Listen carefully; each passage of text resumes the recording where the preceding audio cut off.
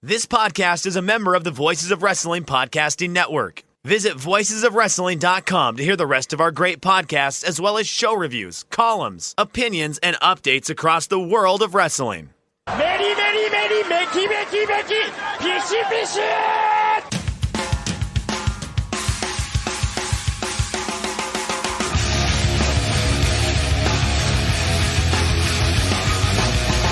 You are listening to the Voices of Wrestling podcast with your hosts, Joe Lanza. X out and go listen to some boring podcast where they're afraid of their own shadow. Okay? Don't listen to Joe Lanza, because Joe Lanza's not changing. And Rich Craich. I like him. Who delivers this guy in a big spot? Joe, don't yell at me. I like him. In the big spot, who delivers better than this guy? Stop yelling at me. I agree. All right, welcome once again to the Voice of Wrestling Flagship Podcast. I'm Rich Craich alongside, as always, King of Banter, Mr. Joe Lanza. Joe, what's happening? We'll see how long people are listening to this live. It might be about 2 minutes. It might be 5 minutes. It might be an hour. But you were having some extreme internet issues leading to some extreme technical difficulties. So you want to set everybody up for that? Yeah, just so for our $10 subscribers at patreon.com/voice of wrestling, you guys are hopefully listening right now and everything sounds fine or looks fine. We can't guarantee that it's going to be that way the entire time. I do not know what the hell's going on with my internet. It's dropping in, dropping out, reset my router, did all that sort of stuff. Everything that I can do, I've done. I've tried. Short of, trying to figure out. So, apparently it's already gone as we're recording this right now. So, I don't know. Yeah, I have no idea what to do. I've done it all. I've tried everything. Yeah. So this will not affect the recording. The recording is perfectly fine. You and I are recording fine. You sound great. I sound great. The takes are going to be great. It's just the live stream that's going to be, for some reason, a disaster tonight. I don't know why. Nothing's changed in the settings. Reset my router, done everything I could, and somehow I don't know. So the $10 subscribers, I don't know what to tell you. It might be a rough night for you guys. Sorry. Yeah, this might be a mess for the live listeners, but we already started 40 minutes late and did everything that we could do on our end. So it is what it is. But if the show does cut out or it's unlistenable, we'll make sure we get it up quickly when we're done with the recording so everyone can listen to it as quickly as possible. So all the disclaimers out of the way. I apologize to all subscribers. We got a lot to talk about. We've got New Japan Cup / Dominion / has Guido gone crazy? We have to talk about New Japan, and I believe that'll be the lead topic. We've got the horror show at WWE Extreme Rules to preview.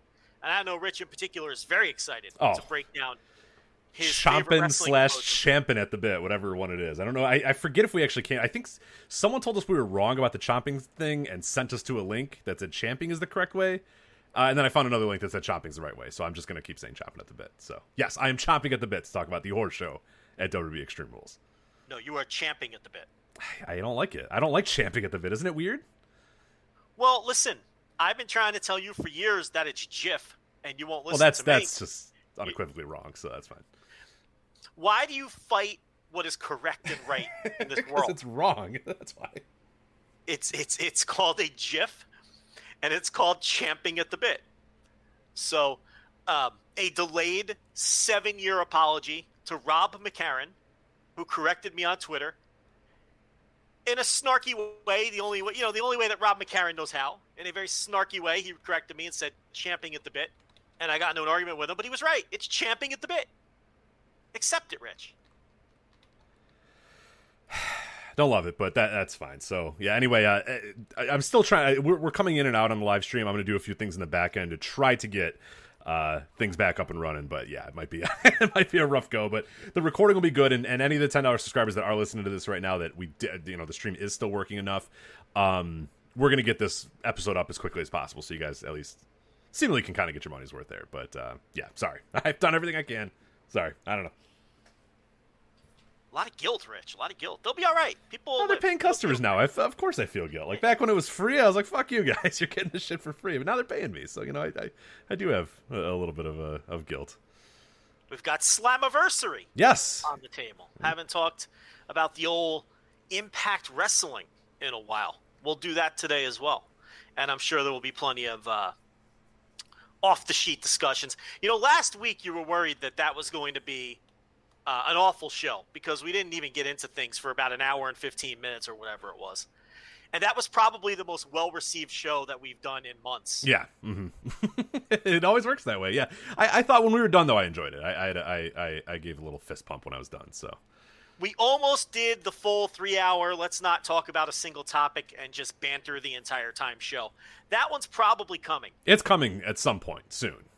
Just not today. And I guarantee that will be extremely well-received as well. Or do you think it's a small percentage of listeners who enjoy when, we're just shit-talking for an hour before we start, and everybody else is like, well, this is terrible. I'm Xing out, and I'm never listening to these guys again.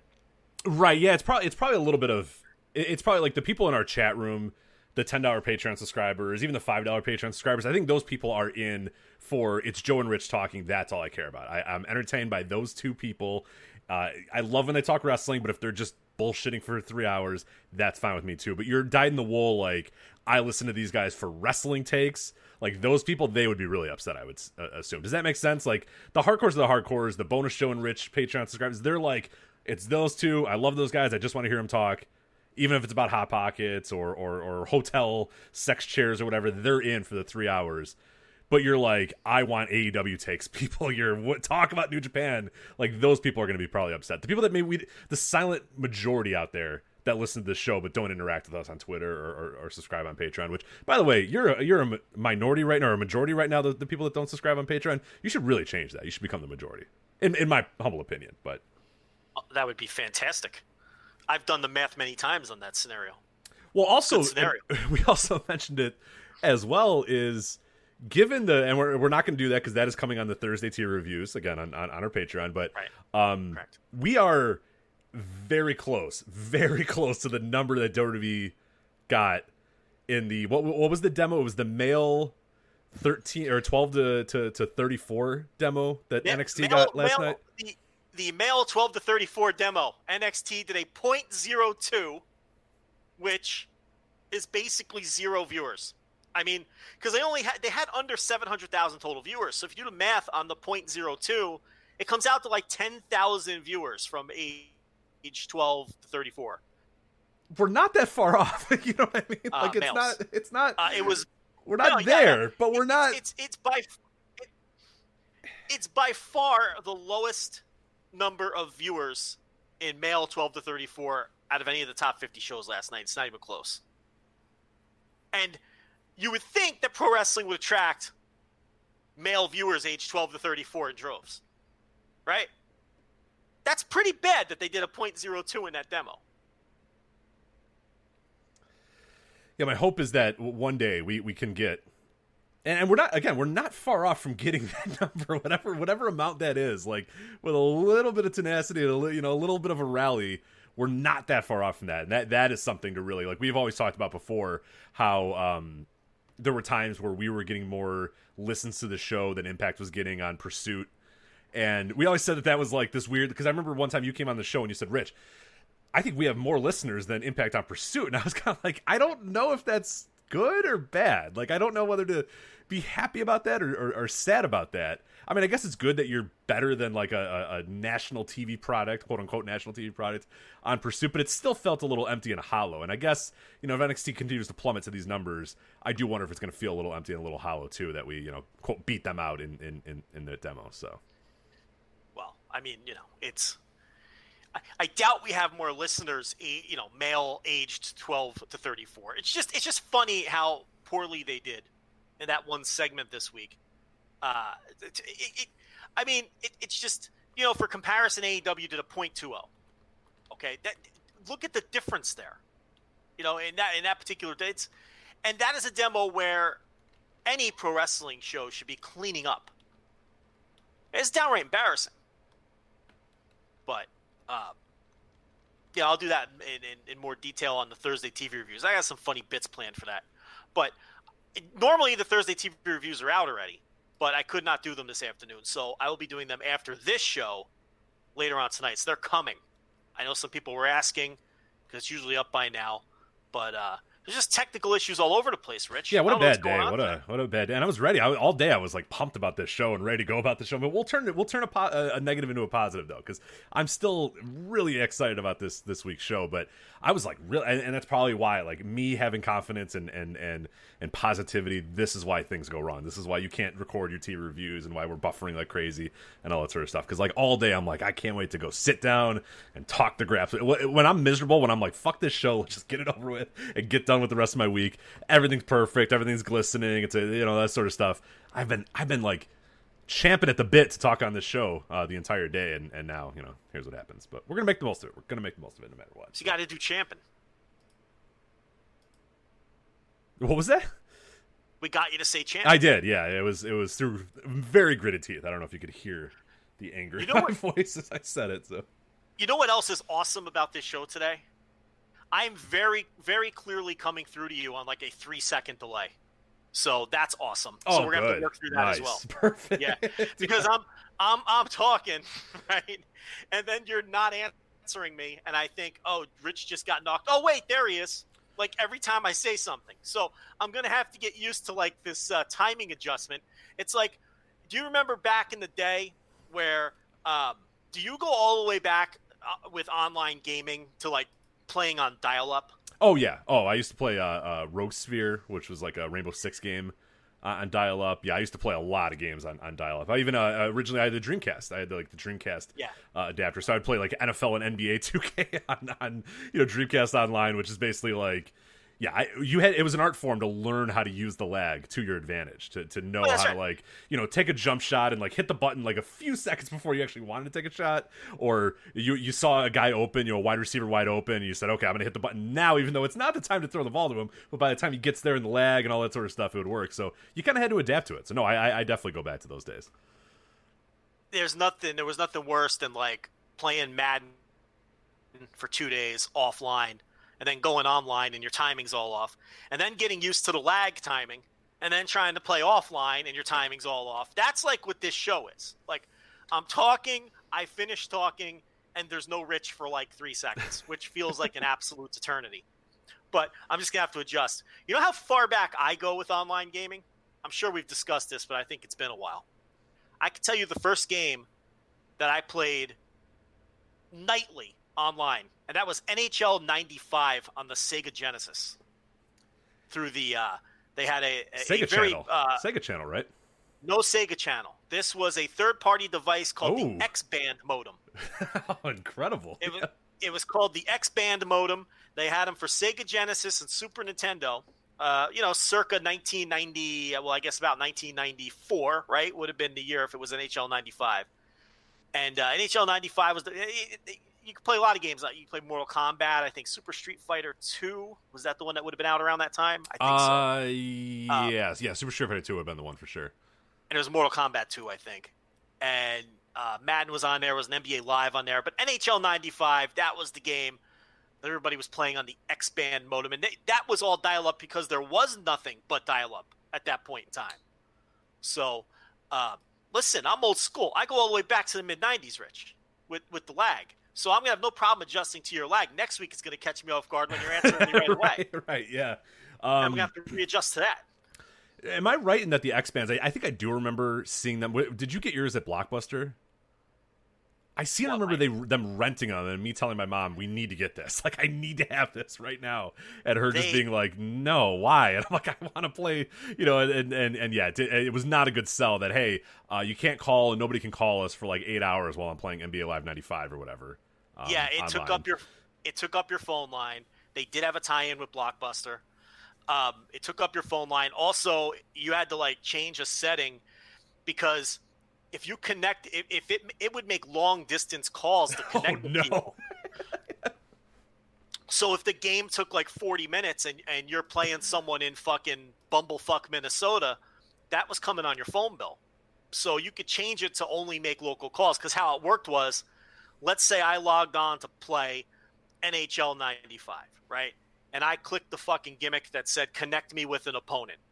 My fucking gimmick is sending out calls looking for the next person to log on. Yeah, you're going to Finland or some shit. Right, so it'll connect with the next person who hops on, but like I forget whether it was the first person or the second person who was responsible for making the like whichever modem would then make the call, and then that person will get charged for the long distance call, but I don't think the other person would. It was weird.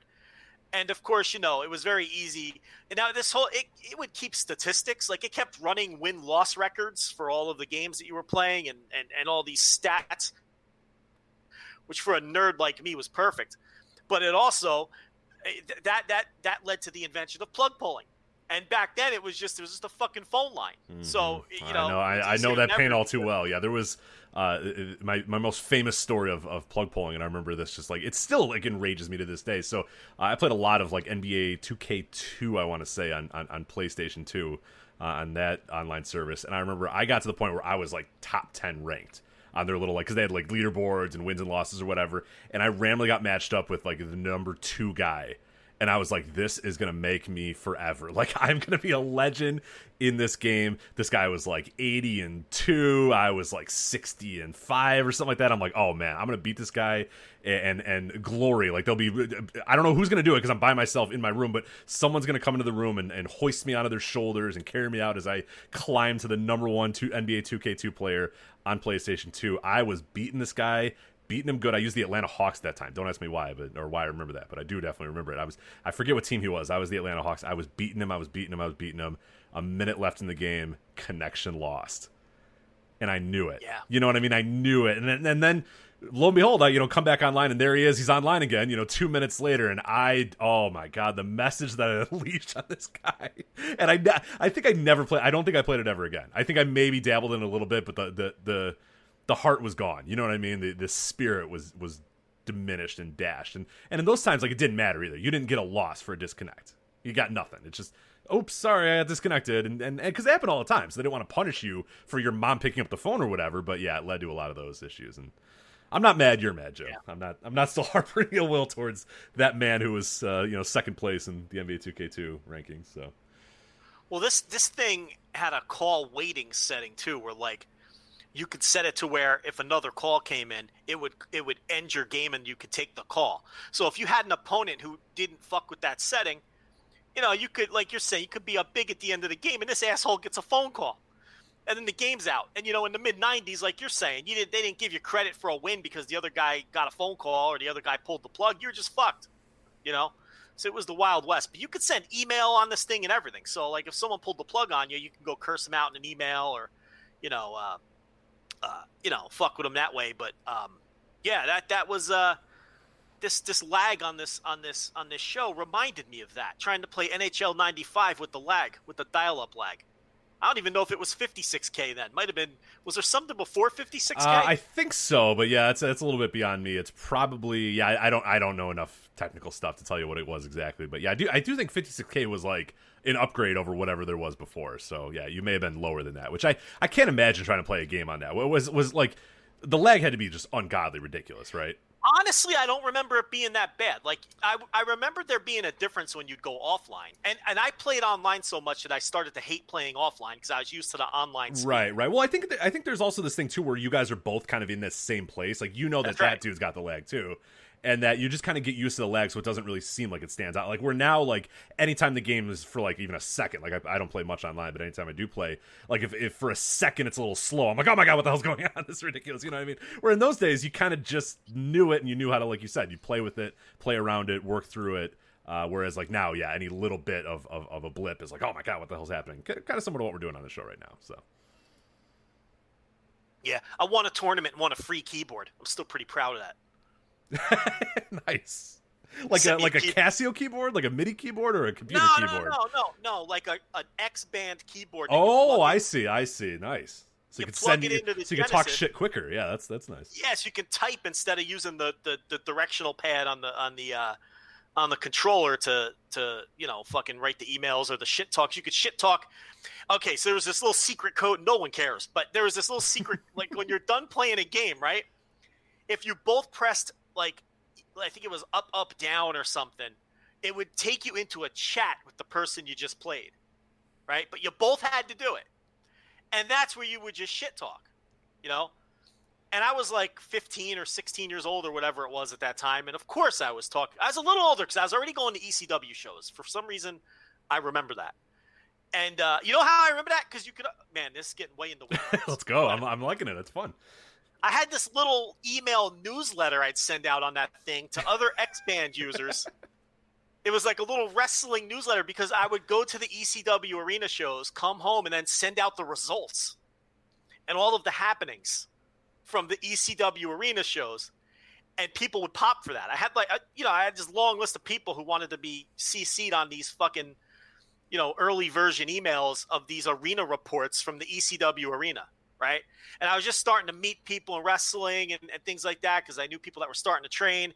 So I'd throw in little fucking scoops with a Z on my little newsletter reports, right? This is all coming back to me. I forgot about all this shit. But anyway, yeah, I won the keyboard for winning the NHL tournament. But the thing was, Rich, I already had a keyboard. I was an experienced X-Band user, okay? I was no jabroni. So I had a keyboard already. So then, it's still up in my mother's attic, still unopened, the keyboard I won for winning the NHL 95 tournament.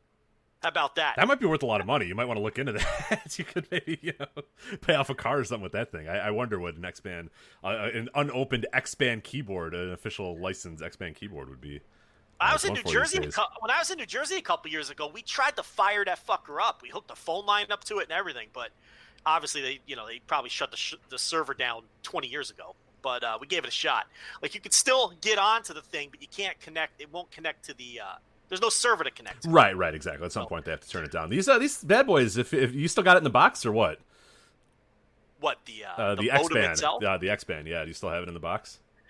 I mean, essentially, it was just a modem. I mean, I don't think I have the box anymore, but yeah. I definitely still have the device itself. They're going for some pretty okay money, but I do wonder if it's like, I don't know if people are actually going to buy these because, like you said, there's no use for them. You know what I mean? Like, maybe a collector would want to try to like round out his collection with it or whatever, but there's no it's not like an old game where you can still play an old Genesis game. You can still play an old Super Nintendo game. You can still play an old, Famicom game or whatever, but like, you're not going to be able to play with this thing or do anything with it. So it might, I don't know about the value, but it looks pretty good. So the moral of this story is I will fuck your shit up in NHL 95. There's no question about that. We've had this discussion before, and I'm 100% with you. We're maybe the two people in the universe that understand this. But anytime you mention the NHL games for the classic system, 16-bit, everybody goes to NHL 94. But I'm with you that NHL 95 is a far superior game to NHL 94. 95 is not only the better game, it's the far superior game. It improves. It's an improvement on 94 in every way.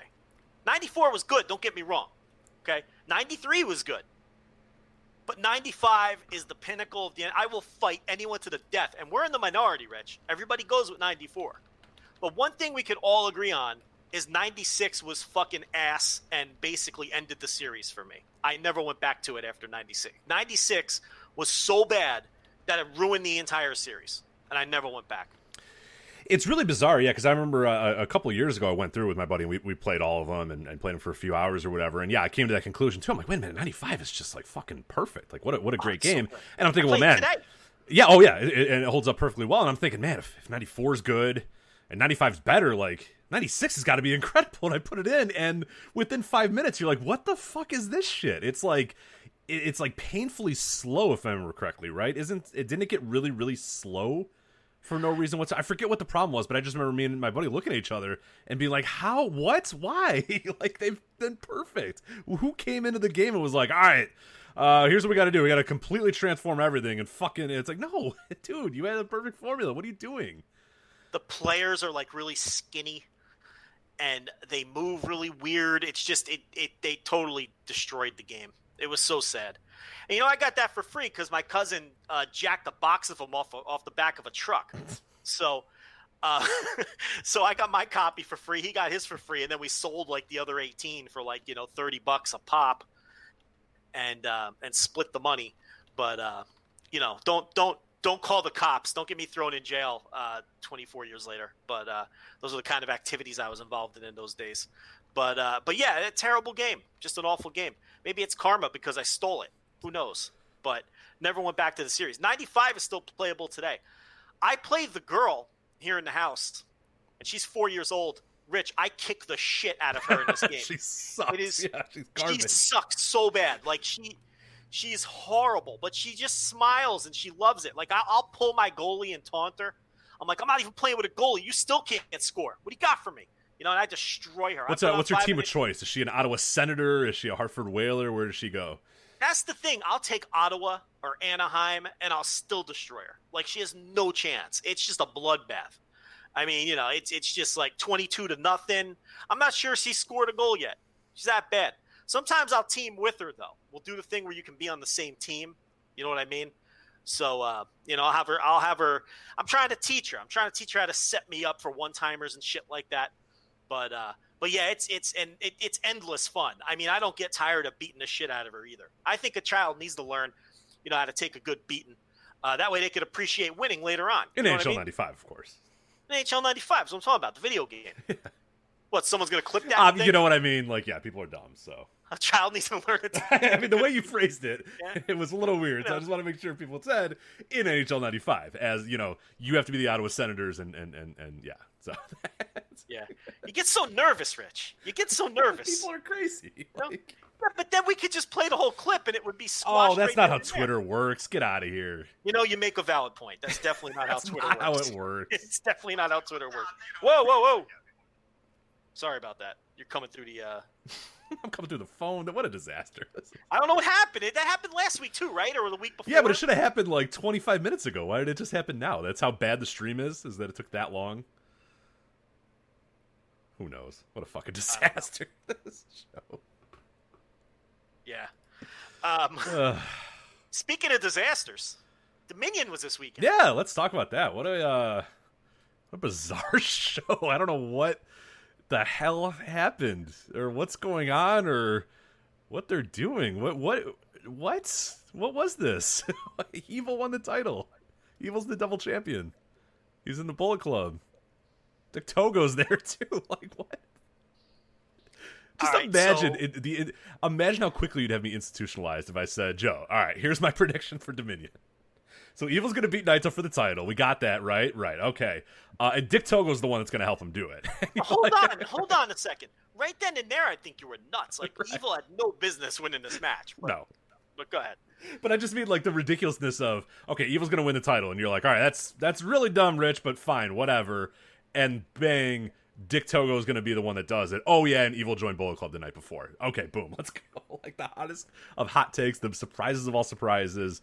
And I guess we have to talk about it a little bit. I mean, first off, you and I have not talked about this yet. You and I have not talked about this Evil win, the Evil turn, anything with Dominion yet. So I'm setting this up purely organically, but, like, I'm trying to figure out the best way to say this, but, like, I know that you didn't like it because you kind of prefaced there by what a disaster it was, but, like, are you kind of, because I've seen a lot of people being like, oh, it's awesome, he surprised us, oh, it was a surprise, it was out of nowhere, and I kind of always think with a lot of these things is, like, not every surprise is good. Just because it's surprising or you didn't see it coming doesn't mean it's good, and that's kind of where I'm at with this whole Evil thing.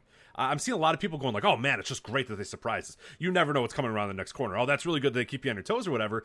And, like, yeah, that's good, but, like, if it's just something that doesn't make any sense and is no good, then, like, I don't know that I'm really going to champion this surprise. But, you know, overall, before we kind of get into it, what did you think of obviously Evil's turn at the New Japan Cup, join the Bullet Club? I don't really know if I have a huge issue with that. Maybe let's start there. Do you have a huge issue with Evil turning on LIJ and joining the Bullet Club? I really, on its face, I don't.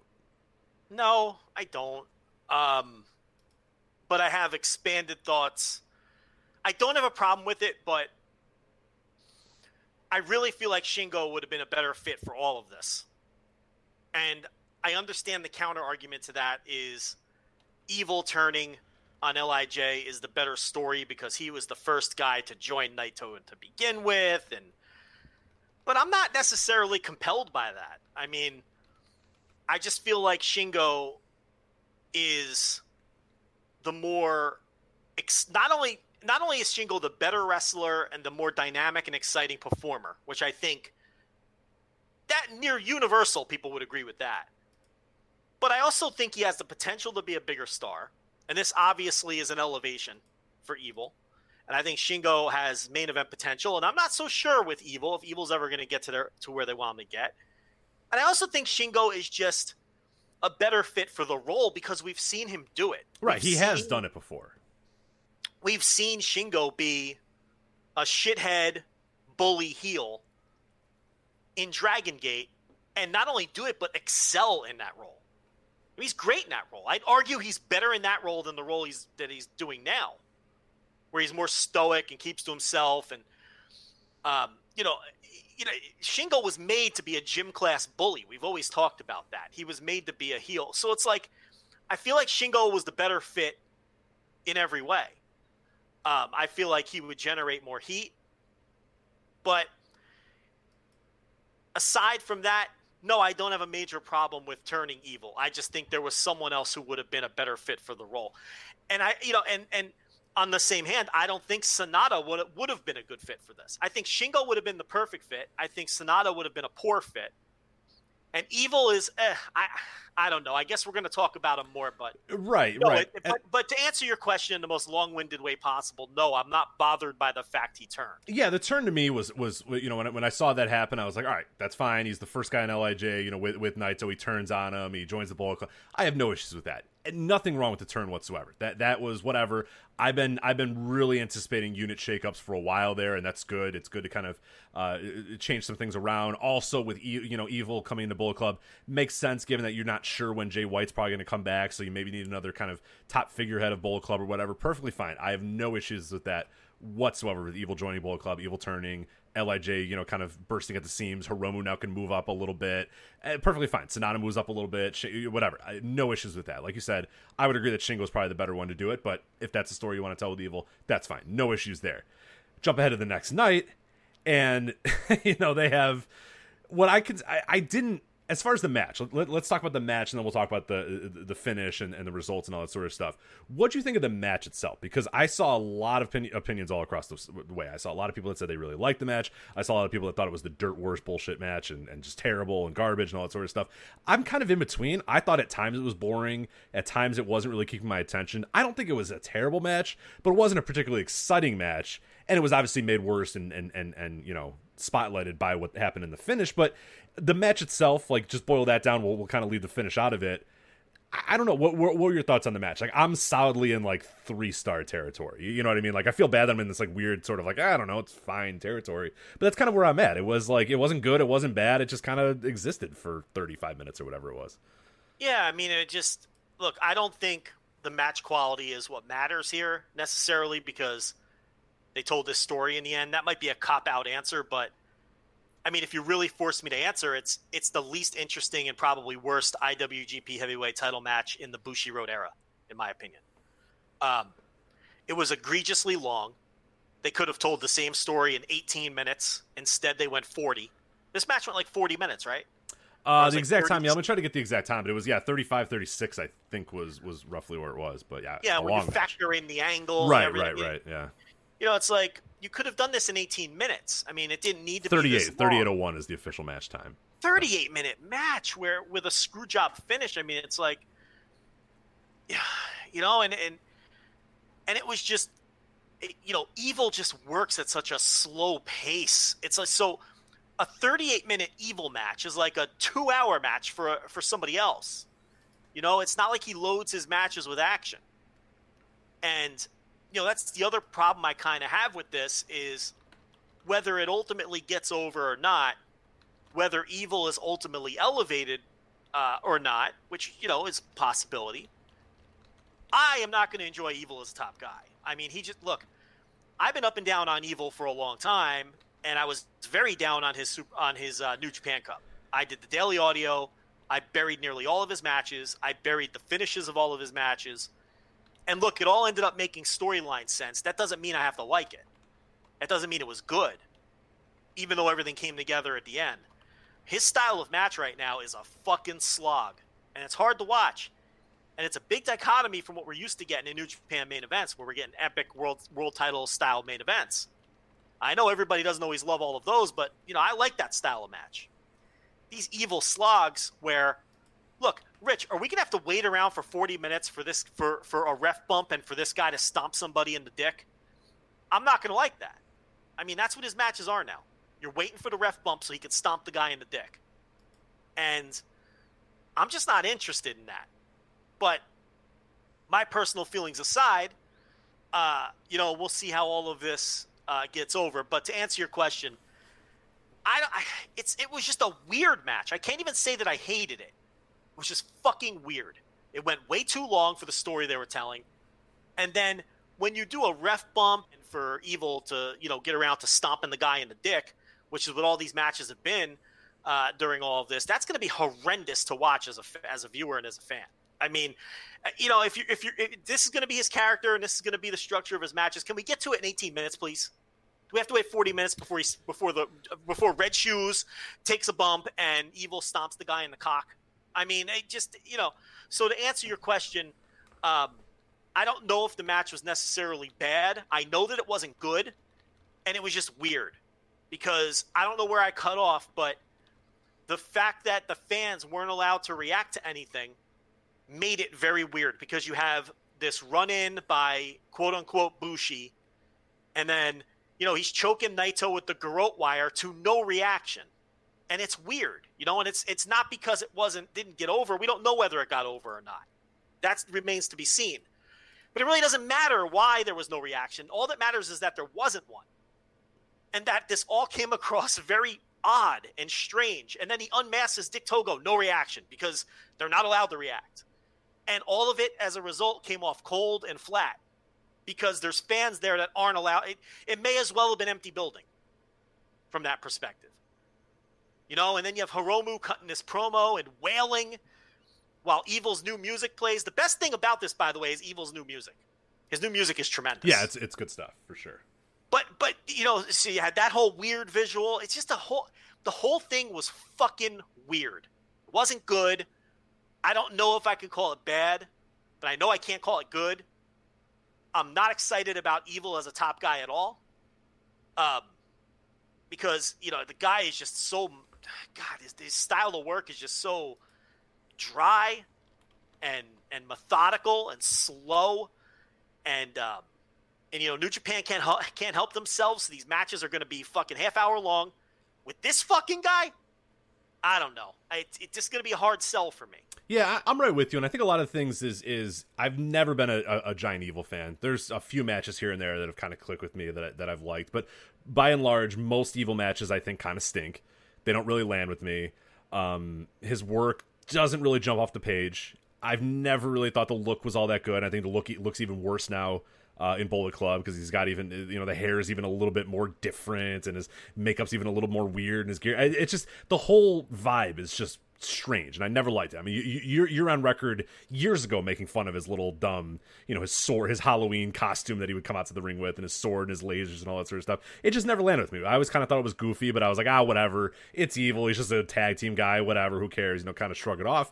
But if we're gonna put this man in main events, if this man is gonna be our champion and our top champion, that stuff kind of gets amplified. It gets magnified, and you look at it and go, wait a minute, look at the lineage of this title. Look at the guys that have won this title over the last 10 to 15 years, really in the history of this entire title.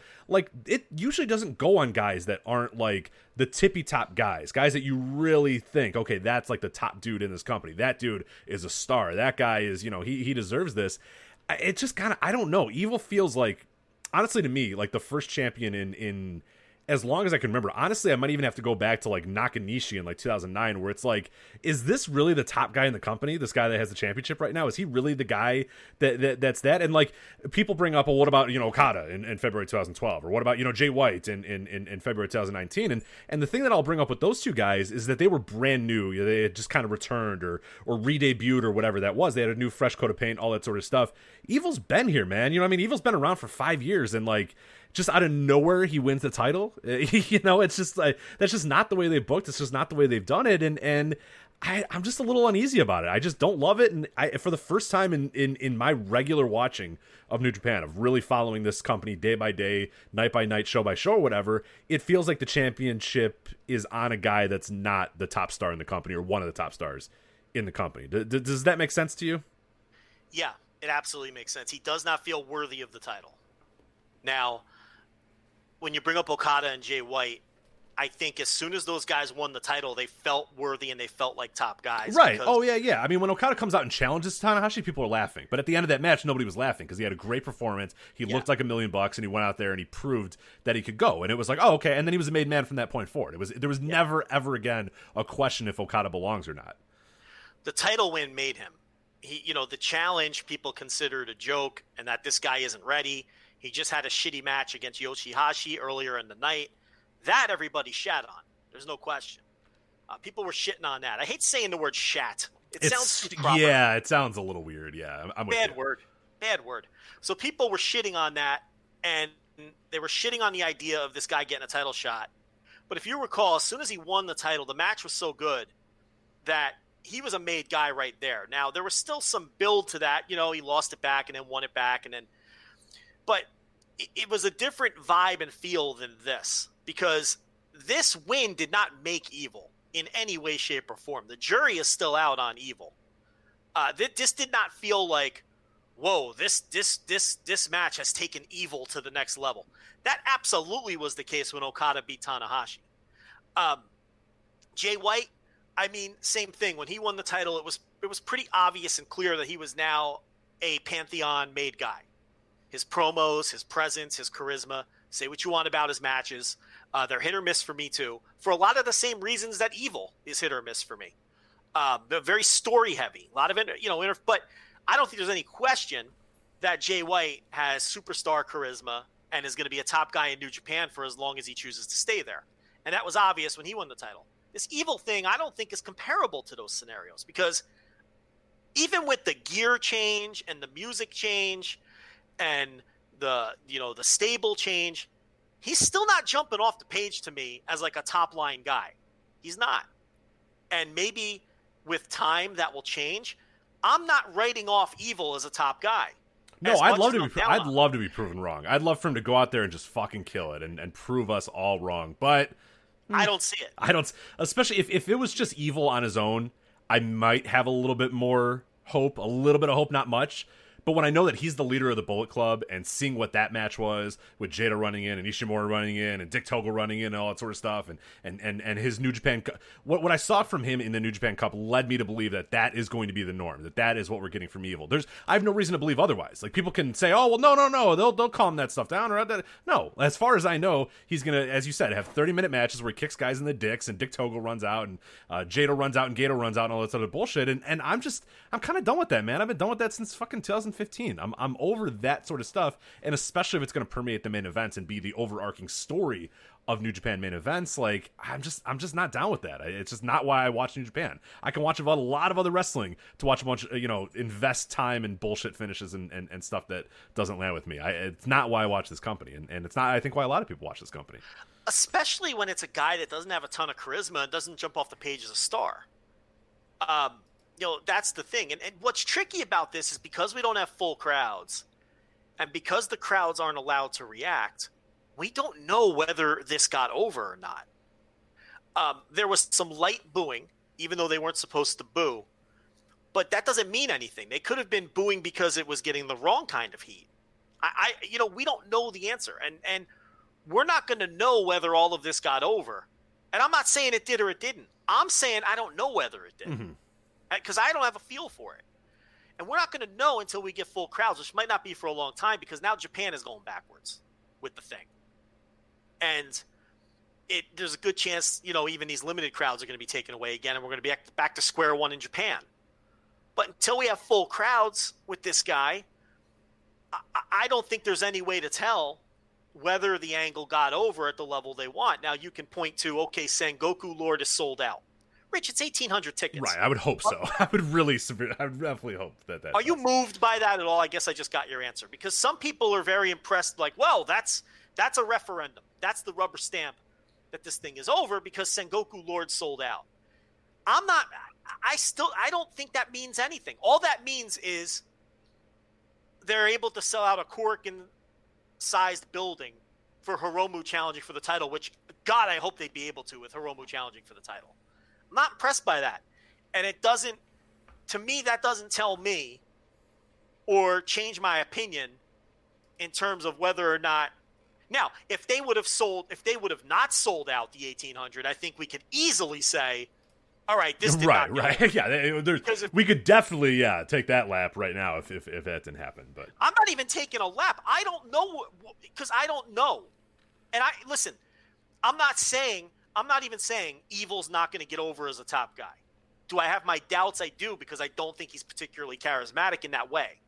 But it wouldn't shock me if he got over, because LIJ is enormously popular, right? And this is a story centered around LIJ and somebody betraying them. So it might be one of those deals where Hiromu and Naito's charisma is enough to carry Evil, right? It's kind of a tricky thing. This might not even be about Evil as much as it's about Hiromu and Naito, you know? But it's like we may not ever know, because I have a feeling Evil's time might be up before we ever get full crowds as this story plays out. I've heard people say that, okay, well, with limited crowds, it's a good time to do something like this because you know you can sell 1,800 tickets. It's like you can do that in your sleep, right? So you don't have the pressure to put together big matches.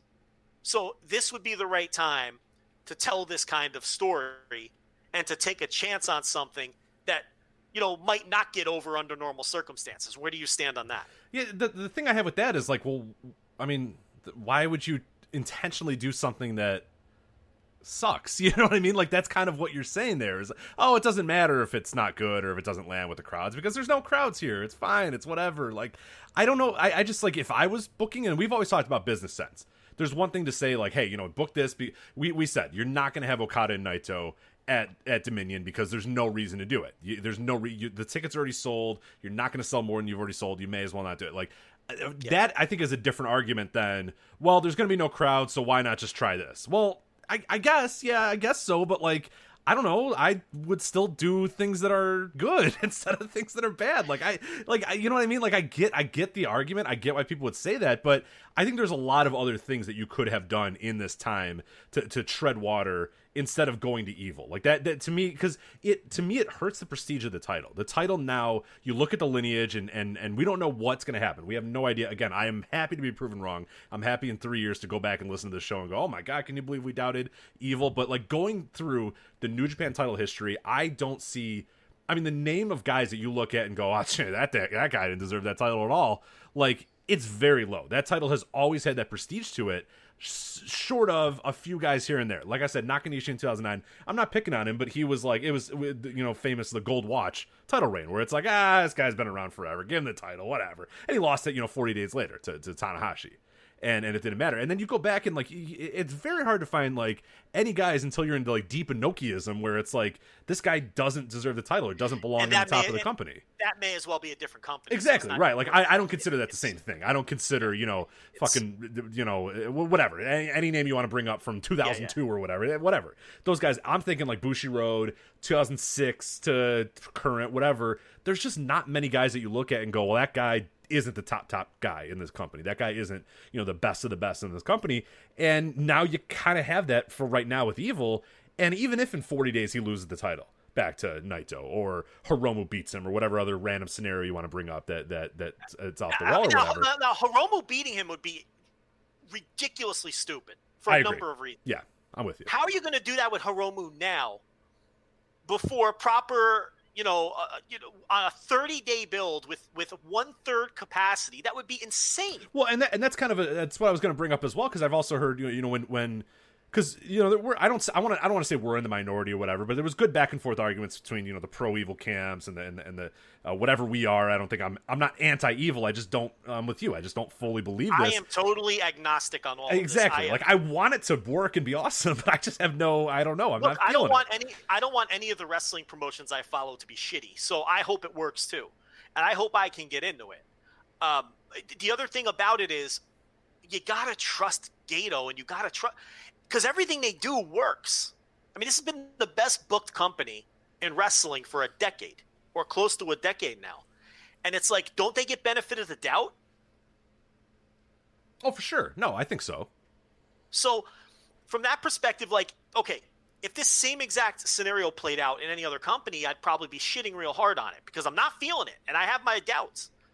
But this company gets the benefit of the doubt because every time they've tried to pull a maneuver like this, it ultimately works out in the end. Even though there's no real comp for digging this deep into the fucking mid-card to pull a guy out of, to pull this with, and a guy who I have serious doubts whether they have the proper main event charisma. And none of those doubts changed between New Japan Cup and Dominion with his presentation changes.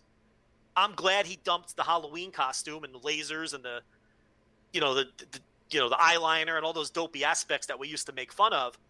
But those things were just fun things to make fun of when he was just a mid-card guy, right? I would have never proposed him being and to be fair, nobody did. No one was clamoring for the elevation of Evil. And if they say they were, they're full of shit. Okay? But even with the presentation changes, I'm still not feeling it. Will it take a few months for him to find his footing? I suppose he deserves that time. Right? I think that's fair to say. But are you still there, Rich? I am. Yeah, I'm listening. I'm just you want a good streak. I didn't want to interrupt. So no, I know, but I get nervous. Yeah, no, it's fine. Yeah, I got you. But I lost my train of thought anyway. But I don't even remember what I was saying. So you can take it from here. But I'm just agnostic on it. I'm not rooting against it, but I definitely have my doubts. Yeah, and like I was gonna say, when I'm met with these arguments of, okay, well, A, it doesn't matter because there's no fans, so why not take a risk or why not try something? Yeah, that's fine, but like I don't know if I really love the story that's being told, and that's just my personal opinion. Like to me, the story being told, it's just, again, I'm not a big LIJ fan in that sense, where some people are like live and die in the LIJ fans. I'm like, I like them, obviously, but I'm not a, quote, as the kids say to Joe, a stan for the LIJ. You know what I mean? Like, so it's whatever. And it's a good story, I guess. Evil, the first guy to join up with Naito, and he's the guy that betrays him or whatever. But I'm done with the Bullet Club shit. I really don't care about the Bullet Club. I don't love the idea of Naito losing on his first defense or his second defense or whatever it was. Well, first defense, right? Second, Kenta. Oh, that's right, Kenta. I forgot about Kenta. So his second defense or whatever. I don't know if I love that story. I get that the COVID came up, so you had to kind of change things around and do some things a little bit differently. Maybe you had to accelerate a story, or maybe there was going to be more gap here or whatnot. But like Naito winning it in January and then already losing it in July after all that time and all the work and all the effort and all that sort of stuff. I don't know. I just kind of don't think that's a really good story. And the other thing I hear too is like, well, because of COVID, they have to they're weak, they're thin, they need to do. But like, why does Evil have to get the title then? Like people have yet to sell me on, oh well, these guys aren't going to be here. There's nothing you can do, so you got to put the title on Evil. Like, what? Like, why can't Naito face Ishii? Why can't Naito face, Kojima? Why can't Naito... Like, I can come up with 10 different matches for Naito to have. They're not the most exciting matches. They're not the best matches ever. But, like, it's an interesting time. Like, it's a weird time. So, you know what? Guys that might not get title shots are going to get title shots. But, like, I don't know why, because of COVID, we have to get the title off Naito and it's got to go to a mid-carder that hasn't proven that he's a star on any level whatsoever. Like, I don't get why and a lot of times when I'm having these arguments, it's like, well, it's COVID, so you got to put the title on someone. I'm like, no, why? Why do you have to get the title off Naito? Why is this like, oh my God, you can't have the title on Naito anymore? This is ridiculous. COVID's here. Like, do you have an argument for that, Joe? I don't understand that. This goes back to my argument that Shingo would be better in the role. Because you can do this story without cheapening your title. And I feel like Evil cheapens the title to some extent. He doesn't feel worthy of holding that title. So it's like, why can't you have Evil split from LIJ without cheapening your belt, your championship, which you've protected very well? Right. Or why can't you do this LIJ split with the guy who's more charismatic and who everyone agrees can be a money-drawing star? Do it with Shingo instead. If they do this with Shingo, do you have the doubts you're having now? Are we even having the same conversation? God, no. No, not at all. We're probably excited. We're probably excited about all this if it's with Shingo. And then have some reservations about Bullet Club stuff. And, that's how the conversation would be going.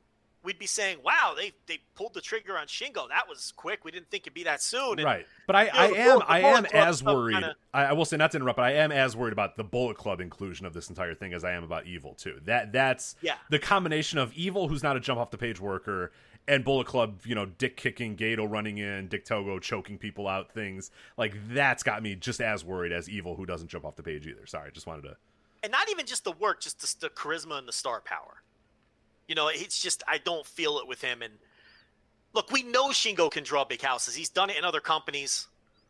There's a track record there. And I think we all agree that if they choose to, and who knows if they ever will, he can be a star. Now, people will come back with, well, he's not a true-born. That is the most overrated argument. I am so tired of hearing about this true-born argument and everything else. Okada wasn't a true-born. Now, I understand he eventually went through the dojo. Okay, I get it. So it's not like But he didn't start New Japan. He wasn't a quote-unquote true-born, even though he eventually came through their dojo system and worked there as a young boy and went on his excursion and came back and all that. And it's also a new era. I mean, I don't know. I think that stuff is kind of overrated when it comes to the true-born stuff.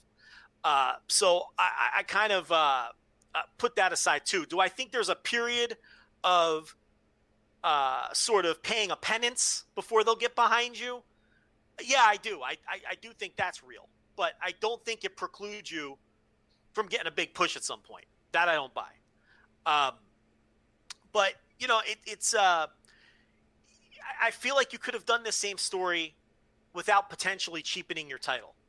But the flip side of that is LIJ that enormously popular where this is all going to get over anyway, and it doesn't matter whether Evil gets over or not.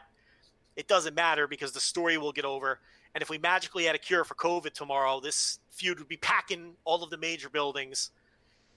But the thing is, I don't want New Japan to be a place where a guy gets the title because of a storyline. That's exactly what I mean. Like that's where like people are saying, well, this is a good story, this is the way to go or whatever. And I'm like, yeah, you know what?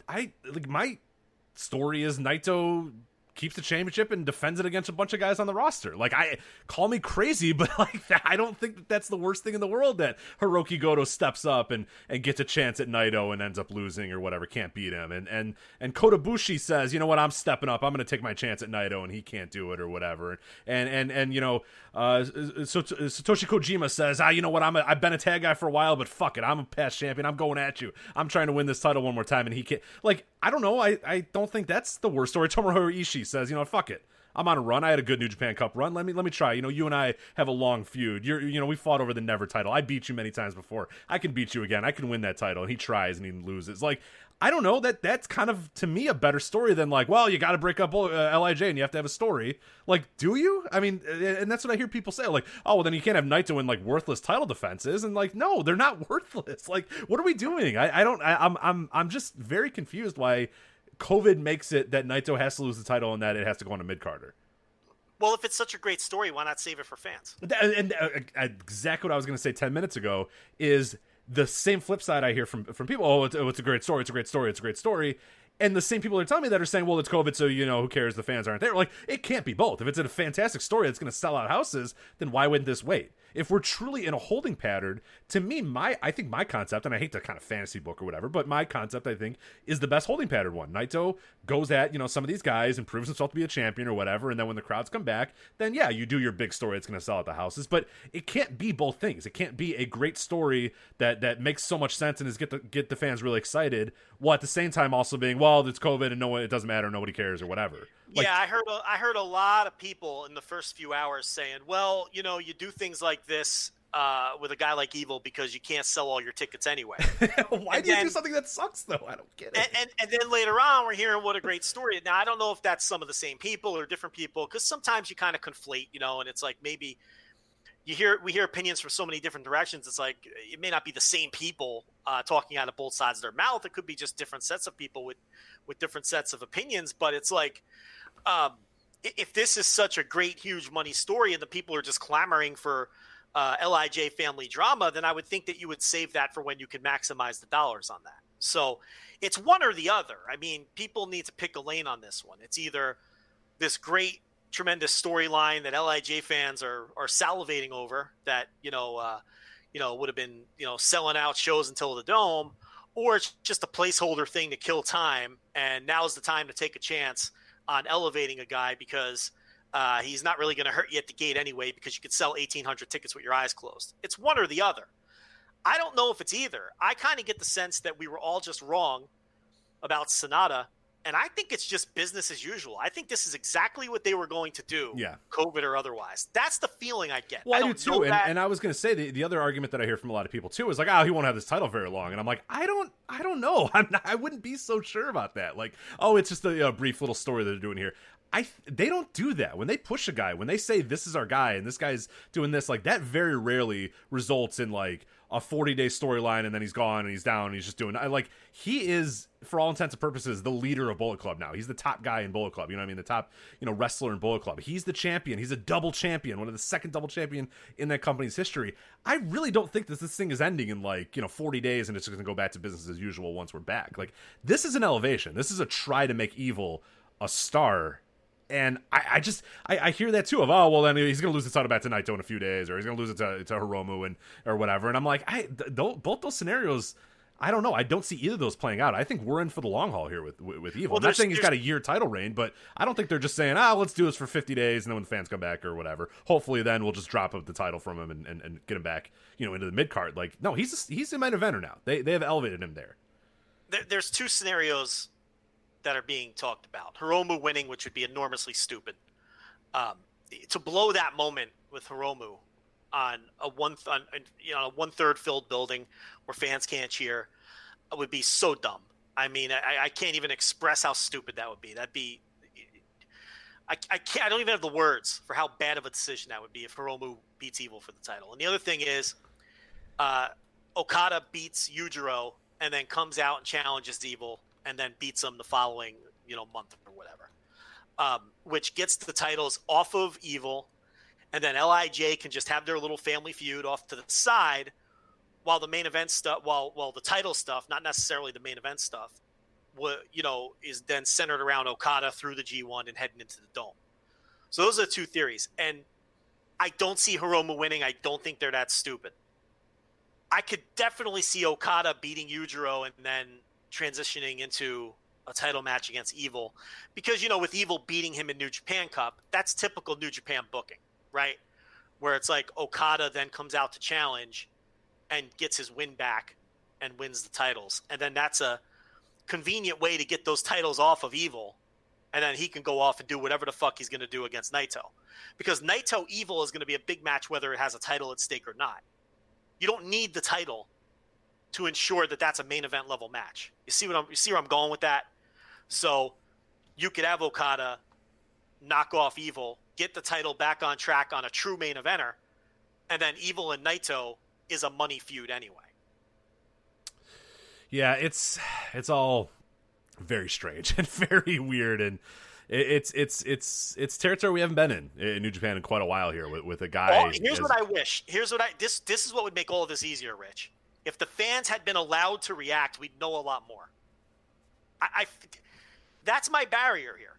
I don't know what the fans think of this, because I am sorry, I am not moved by some light booing by a third of the people that were there on a crowd that was 2/3 empty to begin with. That does not move me at all. That's not evidence of anything. That could have been go away heat. When New Japan fans don't like something, they boo. Right. It's, you know what I mean? It's like, those could have been people booing because they were reacting to the angle and giving it and directing heat, the good kind of heat, at Evil and Dick Togo. Absolutely. I'm not saying it wasn't, but it also could have been go away heat. Like, what is this bullshit we're getting in this title match with him getting choked and fucking Dick Togo of all people, and this is just, they could have been booing this shit because they thought it was stupid. And I don't know the answer to that until these fans are allowed to react, because it's like, I have no feel for what kind of heat this was getting, the good heat or the bad heat. And selling out an 1,800 seat building for Sengoku Lord is no rubber stamp on this either. I mean, I'd hope to God they could sell 1,800 tickets for Hiromu challenging for the title. I mean, that's just, come on, that's a given. People are dying to see some New Japan after not having it for so long. You're going to sell those tickets out. You could almost put any match in that spot. You'd have a bigger problem if you didn't sell the tickets. Selling the tickets doesn't impress me at all. But not selling the tickets would be indicative of a problem. At minimum, we know that this will sell out the limited amount of tickets that they're offering. You want to put some stock in that, go ahead. I don't put a ton of stock into that. So we know it, but you cannot say that you know that this isn't driving people away until we have a 6,000 seat building with open capacity and it sells 6,000 tickets. How do we know this show wouldn't have sold 2,200 tickets? How do you know that? No one knows that. No one knows whether this Sengoku Lord would have bombed or not just because it sold 1,800 tickets. New Japan sells 1,800 tickets in their sleep. So that's what makes all this tricky. We have no way of telling. There's no indicator to tell us whether it is successful or not. I had one person tell me that they were translating Japanese tweets that night, and a lot of the Japanese smarks hated it for the same reasons we're talking about. Evil is the champion. What is this? I don't like this. And then I had other people translating other tweets saying how much the Japanese smarks. Right. So the Japanese smarks are just like the American smarks. Some of them love this shit, and some of them don't. You can't get any gauge on that. You can't cherry pick. But there's definitely Japanese fans who didn't like it as much as the LIJ fans who did like it. So, it's just fucking weird. Dick Togo? I know. I mean, I have nothing against Dick Togo. He's one of my favorite I wrestlers love Dick ever, Togo. but- Yeah, I love some Dick Togo, but man. I mean, it's just fucking bizarre. And he's going to come in and be this guy's manager. And I know he's wrestling in the 6-man and Corkin on Monday or whatever. But it's like, I don't get the impression he's going to be a full-time wrestler. I think he's coming in to be like a Gato type figure, for the Bullet Club. And be like Evil's guy. He'll be the guy that comes out with Evil and, is the heater for him. And, I don't have a problem with that. It's just weird. Like, this all came out of left field. Like, and it's not, I don't know. To me, the jury is out for me on all of this. And, I thought Evil had a shitty New Japan Cup, and the match with Okada, the final, was a nothing match. It was okay. It was fine. I didn't even think Okada was that hot in that match, to be honest. And, the title match we already discussed. It's just, man, he's wrestling Hiromu, of all people, and I can't get excited about it. I know. Because it's him. I mean, obviously that has nothing to do with Hiromu, but I feel like Evil will drag anyone down to his level, especially working the kind of matches he's working. That's the other thing. Yeah, it's just and I did have a lot of, I'll say, like, I didn't dislike the Naito Evil match. It definitely didn't have sort of the intensity you're hoping for when a guy turns his back on his friend that he brought back into the company and all. Like, there's a lot of stuff going into that, and then those guys just go out there, and there were parts that were intense, but I don't know that like it ever felt like, oh my god, these guys want to rip each other's heads off. Richard, because of the muted crowd, it all felt flat. But no, the wrestling felt flat too, because I mean, yeah, he puts them through the table and he does that sort of stuff, but they're just kind of dicking around with each other for 30 minutes too. Oh, it's so slow. That's what I mean. Like, this of all times, if you were really gonna say, look, there's no crowds, there's no fans, it doesn't matter, it's Evil, like, this would have been the perfect opportunity to have Evil just go out there, work his ass over, knock his knees out, throw him through the table, and beat him in 10 minutes, and really, oh my god, really a shock to the system. But they can't help themselves with that. They want to go with those big time matches, and that's another issue too. And you brought it up too, when, like, if New Japan is not going to change how they book main events, which I have no huge issue with it. I love most New Japan main events. Most New Japan main events are perfectly okay with me, but that's when they're with tremendous workers, when they're with your Naito at his peak, Hiroshi Tanahashi, your Kota Bushi's, your Okadas, those sort of guys, your AJ Styles. Like, I have no issues with if you're gonna do like long drawn out main events with those guys, but if you're gonna do long drawn out main events with Evil, and I'm sitting there just doing my 1999 WCW, waiting for fucking the run-ins to happen or waiting for the ref bump to happen, then I'm going to be infinitely less interested in those, because there's no point in investing in anything that happens in the match, because that's only going to matter when guys run out and when guys are going to do that. But you can change that scenario if you have the matches be quicker, if you have the matches be a little bit different, if you change up the scenario, you change up the way it's going to do, the structure of the match.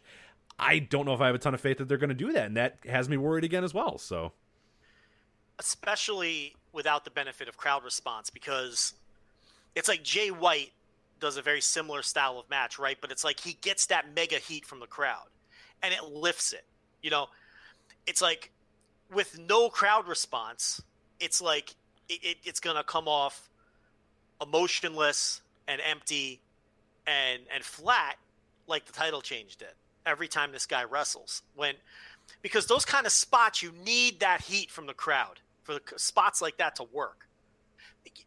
Just go back and watch Dick Togo choking Naito with the Garrote wire to complete silence. It's just eerie. Right, yeah, he takes the mask off. And again, I know that there's no fans, I know all that sort of stuff, but they were making noise before. They were clapping, they were stomping, they were doing something, but Dick Togo takes his mask off and it's just nothing. Just silence. I feel like some of those fans didn't even know who he was, because New Japan has made some new fans over the last 8 years. Oh, I was thinking the same thing too, because I was listening to the English commentary and Rocky Romero's like, "That's Dick Togo," and I'm like, I know who Dick Togo is, but like, I'm sure if I watched it with, I have a bunch of friends who watch New Japan pretty regularly, and I'm sure if I watched it with them, they would look at me and go, "Who's Dick Togo?" You know what I mean? And like, they watch every New Japan show, they follow the company, but they followed New Japan Pro Wrestling over the last 5 years or whatever. If you did that and that only, and really didn't explore the history of Japanese pro wrestling, you don't know who fucking Dick Togo is. I wouldn't stun me if a good chunk of those fans just weren't sure who it was. But again, we don't know because they weren't allowed to react. So it's that again, it makes all of this so weird. I listened to Observer Radio, and Alvarez was watching it live as they were recording. Did you hear him? I did not hear that episode. No, I did not listen to that one. It's great. He's watching the match live as they're and Meltzer's going on about whatever the fuck. And out of nowhere, Alvarez just goes, "It's Dick Togo!" What did Dave say? And Dave was like, what? He was a few seconds behind on his stream, and he's like, "Dick Togo," and then he's like, "Oh, you mean Bushi is Dick Togo?" And he goes, "I guess you spoiled it for me, Brian." And then he takes the mask off, and he goes, "Oh yeah, that's Dick Togo." But Alvarez's reaction was just so funny because it was all of our reactions. Like, Dick Togo, what the fuck? Yeah, I woke up and I I woke up and grabbed my phone and I'm scrolling and I just see a bunch of tweets. I woke up, I didn't watch the show live, but I woke up at like 5 a.m. or whatever because I was going to go and watch it that morning or whatever. And I ended up not happening because I was just shocked and I was like, I need a little bit of time to kind of get to. So I'm on Twitter and I'm trying to stay unspoiled. Real quickly, I just jump on Twitter, do a quick little search. Usually I do that and then realize, oh shit, I should get off so I don't get spoiled. And I just see 1,000 tweets about Dick Togo, just saying like, Dick Togo, question mark, like Dick Togo is an exclamation point, like Dick Togo, what? And I'm thinking, oh man, what happened to Dick Togo? I'm thinking, oh man, like Dick Togo died, or he murdered somebody, or you know what I mean? Like I'm thinking, yeah. Oh man, what the hell happened? What did Dick Togo do last night? Did he get in trouble? Did he get speaking out? Someone was like, Dick Togo, Right. I was like, oh no, not Dick Togo, like. Yeah. No one's pure anymore in this world. And I'm looking and I'm like, what the fuck happened with Dick Togo? And then I keep scrolling. Then I see a gif of Dick Togo with his arm around Evil, with Evil holding the title up, and they're laughing and cackling. I'm like, what? And I fell back asleep because I like wake up and then usually like I'll fall back asleep for like 10 minutes. And then I woke up and I was like, man, the wildest dream I ever had was that fucking Dick Togo debuted in New Japan and helped Evil win the title. And then I'm thinking, oh, well, that didn't happen. And then I scroll and I'm like, wait a minute, what? It did happen. How was that possible? I fell asleep during the tag title match and woke up during I woke up during Hiromu's promo, and I woke up and Hiromu was on his knees cutting the promo, and then they keep cutting the camera to Evil, and I'm like, does he have the belt? And then it all came together for me. I'm like, wait, Hiromu's challenging for the title, and it didn't even occur to me the guy standing next to him. I thought it was Gato because I wasn't really. And they kept doing camera cuts, like to the ring and then back to Evil. And then I'm like, wait a minute, is that Dick Togo? What the fuck? Could you imagine waking up to that? You're like, the fuck is this? Evil is the champion. Hiromu is cutting a promo. And Dick Togo, for some reason. And the other part about it was Togo was wearing an LIJ shirt. Because I slept through him masquerading as Bushi. So I really didn't know what was going on. Like, I'm half asleep. I thought Hiromu left LIJ. Because Togo was wearing the LIJ shirt. Oh, I see. Yeah. So I'm like, wait a minute. Did Hiromu turn on LIJ? Did Evil win the title and Hiromu? What the fuck? I couldn't make any sense of it. And then, I woke up a little and then figured it all out. But it's just fucking bizarre. The whole thing was bizarre. and not in a good way for sure. And I'm not even sure in a bad way. It's just weird. I don't know how to feel about any of this. I don't. Other than I am sure not excited about Evil's main event matches. That I know for sure. All right. Anything else on the main event, or do you want to cover some of the other stuff from Dominion? Let's do the rest of the card. All right, I'm gonna kind of work ourselves backwards. We'll do the main stuff first, and then we'll get to the tags at the beginning. So, IWGP Tag Team Titles, another big switch here. Taichi and Zack Sabre Jr., the Dangerous Tekkers, Dangerous Tekkers, defeat Golden Ace. They defeat Hiroshi Tanahashi and Kota Ibushi for the titles. Initially, a little annoyed by this, mostly because I thought Tanahashi and Kota Ibushi were great champions. I get it though. I'm assuming that both men are going to be, fingers crossed, vaulted into main event spots as singles guys to kind of help out during this time, but it remains to be seen. Like this one, I think, in months' time, I'm going to look back at, and I'm either going to say, oh yeah, that was the right idea. Of course you want, Tanahashi and Ibushi to not have the titles and be in singles matches and all that sort of stuff. But if they're just dicking around in tags or not doing anything or doing six-mans or whatever, and I got to deal with Taichi and Zack Sabre Jr. and Evil as my, top two champions, I'm going to be a little annoyed. But I don't know. I thought the match was pretty damn good between these guys, and the results for now, I'm cool with it, but I do wonder if in a few weeks or months I'm going to look back and go, what the fuck? Why would they get those titles off Tanahashi and Ibushi? So where do you stand on that? Thought it was a good match. I thought it was a good match that ended up in my notebook because of the finish. I loved how they just terrorized Tanahashi's knees. Oh my god, the dragon screws, like that 9 straight day. Oh, I love that. Great spot. The finish put it over the top, so I went 4 stars on it. But I got to give you the Stephen A. Smith but. For years we've been talking about wanting New Japan to focus on the tag teams and do exactly what they're doing now. Put stars together into tag teams and then push the tag team division with your stars on top, right? And let stars form teams and go after these things, not just throw away undercard guys or whatnot. And that's good in practice, but what I've come to realize is because of the New Japan house style when it comes to tag matches, it's never going to be a great tag division. It's just, people who are waiting for, early 90s All Japan tag team style matches with the top guys in New Japan, you're never getting them. It's just the house style. They're basically tornado tags, and that's not going to change just because big stars are, in the title mix now. And I don't love that style of tag team match. It's like it's a classic tag team match for the first 5 or 6 minutes, and then things break down, and it's the house style. It's a tornado tag style, and I don't love it. And what I was thinking about watching this was I'm not going to love it just because there's bigger stars involved. But I did like the match. It's just there's a limit to how much I'm going to be able to get into this New Japan, tag team style. So I think these two teams are going to keep feuding and they're going to trade the titles back and forth because what the fuck else are you going to do with these guys? Limited roster, everything else. So I don't think this is close to over. No, yeah, and I guess if that's going to be the case with those, then I can't be too upset. I guess my only worry is that Taichi and Zack Sabre Jr. win the titles, and then like Tanahashi and Kota Ibushi just kind of go do other stuff. Like that team just stops, and that would annoy me because I like them as a team, and I think it's important to have. To me, this is what I've wanted for a long time out of this tag team division, and especially now more than ever, I think you do need to have some extra support on those tag teams matches, unless you're going to have Tanahashi and Ibushi be main eventers or whatnot, which obviously they're not doing right now, or as far as we know for the next month or so. So I guess if they're trading the titles back and forth, if they're the main part of like a big title feud or whatever, I'm down. I don't hate that all that much, but yeah, it's just, I don't know. It was a little weird to see those guys. There was just a lot happening on the show. It's, those guys win, Evil wins, and it's just like, oh man, like it's a lot of heat. There's just, Gato is booking a lot of heat these days, and it's like, all right, like I get it, but there just seems to be a lot of redundancy in like, bullshit heel stables that cheat their winning title. You know what I mean? Like it just kind of feels like it's been overdone for a while.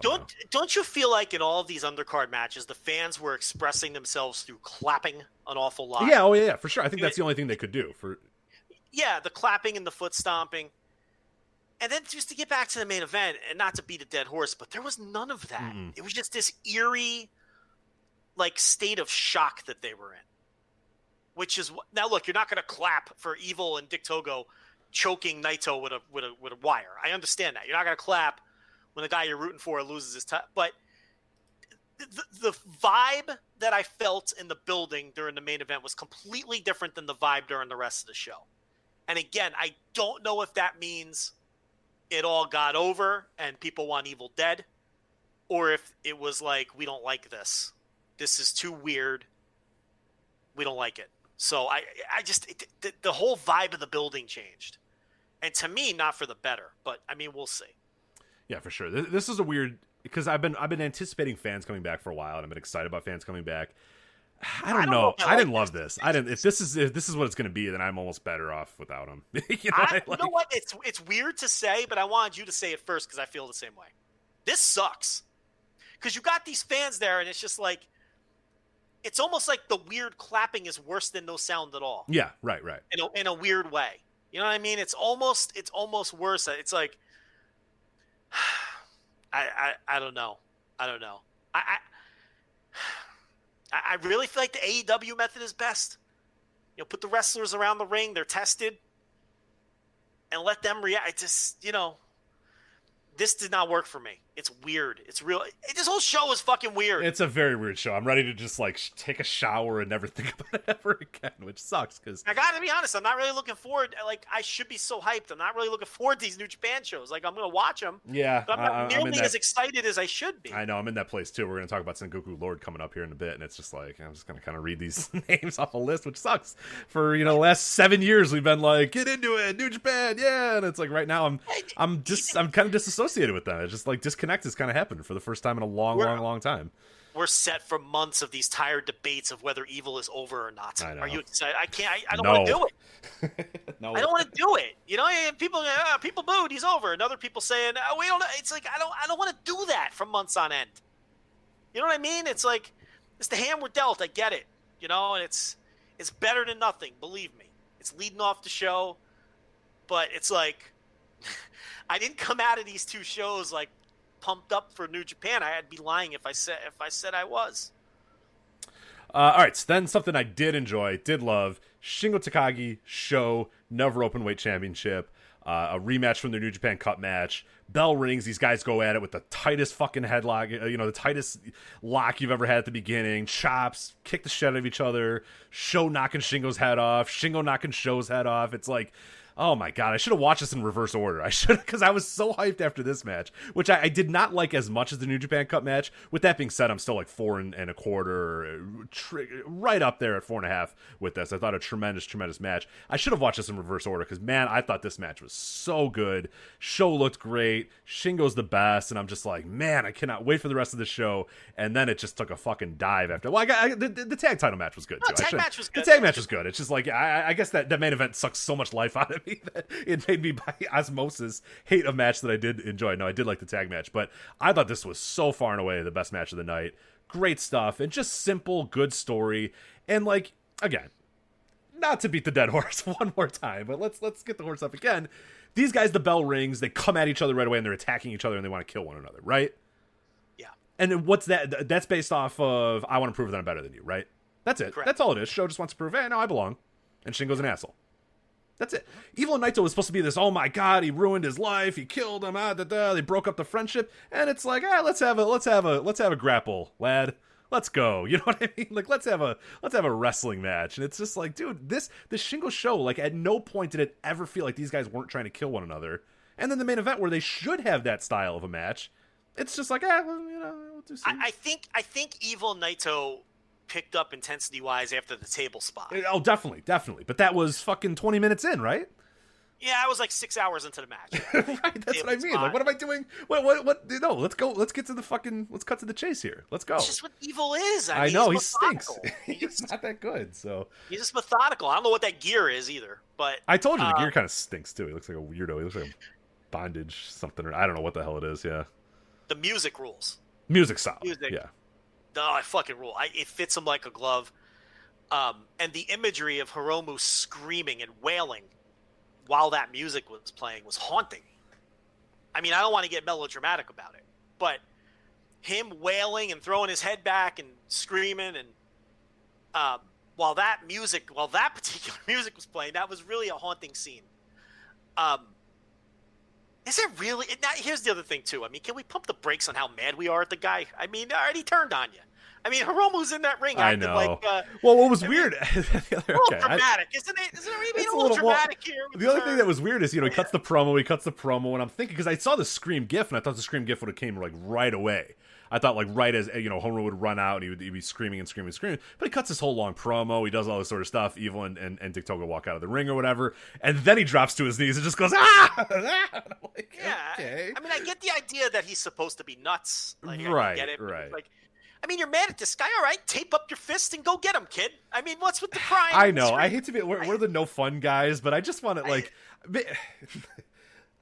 You know, I just want let's just have guys fight and prove who's better and try to revenge. I'm not screaming. I'm saying fuck you. Get in this goddamn ring. And I'm gonna whoop your ass. How dare you? Like, but that's whatever. When Ivan and Nikita split up, and Nikita wail and scream and fucking cry in the ring. No, that's the most irrelevant one you have. Yeah, the best. Taped up his fist. I'm just saying, like that's the Ivan and Nikita, Uncle Ivan. That's his uncle. Yeah, these men were related. I mean, that one cut deeper. You know. So you got Uncle Ivan. Could you picture Nikita on his knees, throwing his head back and wailing? I mean, no. He taped up his fists and he went at him. I'm gonna go get him. I'm gonna get him. It's a little dramatic, is all I'm saying. A little dramatic, but that's a funny example. You wouldn't picture Ivan. Could you picture Ivan Koloff reacting that way? His nephew splitting. I mean, it's just silly. I don't know. A little over dramatic for my taste, but it was a very haunting. It was some haunting imagery to close out the show. I will say that. Shingo Show, though. What'd you think of that match? I easily the best thing on the show, like without question, but the worst of their three.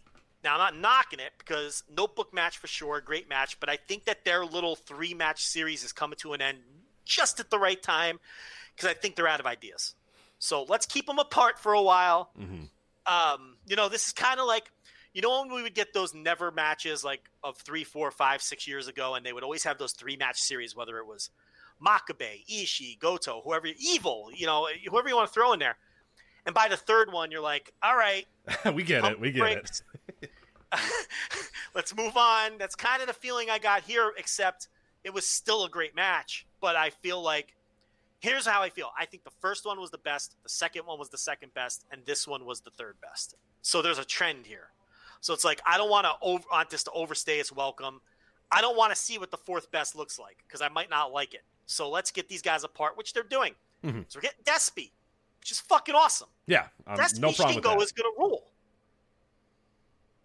Yeah, more never open weight title. I'm liking a lot of the direction that we're going here. Maybe it's probably the Shingo factor. We're unabashed Shingo supporters here, but the guy is great because he's fucking tremendous. Yeah, the guy is awesome, and he's not only great. The thing about Shingo is he's perfect for empty arena, COVID, no fans reacting, whatever. Every move he does is loud as fuck, and he's yelling the entire time and snorting and snarling and making noise and doing stuff. Yeah, he's fucking perfect. It's intense. It's worked at the right pace. It is perfect COVID wrestling. That's what Shingo is. So, Andy Kindler is on my TV. I had a famous Twitter feud with him. Oh, yeah. Which I won, by the way, and he apologized to me. But yeah, Shingo is the perfect empty arena wrestler, and he just goes out there and fucking kills it. And quite honestly, he's my favorite wrestler to watch in this company right now. So, and Despy I love, so I'm really looking forward to that. I think those guys can have a great match. That's the thing with Shingo. He's such a good swingman because he can have like these believable matches with the juniors because he's not that much bigger than them, right? He's clearly heavyweight size, but he's a small heavyweight. He's a small heavyweight / power junior. So he can get in there. And Desperado's a guy who will mix it up. Okay? This isn't like I'm trying to think of another. It's not like Robbie Eagles or Yo, where they clearly have a junior style. Yeah, Ryusuke Taguchi or whatever. Yeah. It's like Despy's a guy who will mix it up and get nasty and can fight a smaller heavyweight like this credibly.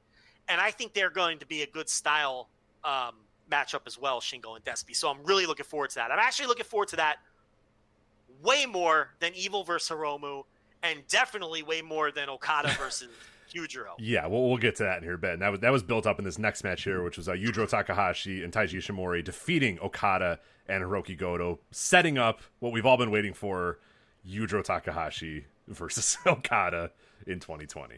Are we really at the Yujiro stage? Are we really that thin that we're at the Yujiro stage? I get it. I do get it, because you got to rehab Okada a little bit. He lost in the New Japan Cup final. He has to have bad matches to get rehabbed? Yeah, but there's no one else there. I mean, who do you put him with? Is there really okay, one sec. Can I address it? Who's gone that now the New Japan roster is completely at a loss for? Who do they not have? They don't have Kenta and they don't have Jay White. Kenta, Jay White, Will Ospreay, Hanare was going to get a push this year. Who else is gone? A bunch of juniors are gone. Guys like Robbie Eagles, Jeff Cobb is gone.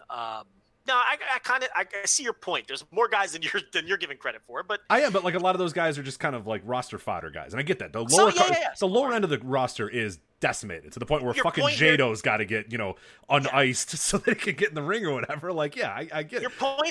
Your point here is who's gone that Okada would be facing. Right? Yeah, we got Will Ospreay, Jay White, and Kenta are gone, and now we're at like fuck it, it's Yujiro time. Like, I just don't. How are we already at the Yujiro time?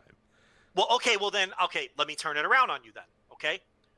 Who on this card who's available would you have rather it have been? And believe me, it's Yujiro, so I'm open to suggestions. Right. I mean, I suppose... There's not a lot of options, Rich. There's not. I mean, I'd be way more interested in Taiji Ishimori versus Okada, even though you know for a fact that Okada's going to win that match, but you know for a fact he's going to beat Yujiro too, so... We just saw it, though. Right. We did it already. But like, okay, but at the same thing where we don't care, so we're throwing away matches, but we also just saw this, so we can't do it, type thing. Right? No, which ended like that's where I'm just not understanding this booking philosophy that we have right now of fuck it, who cares?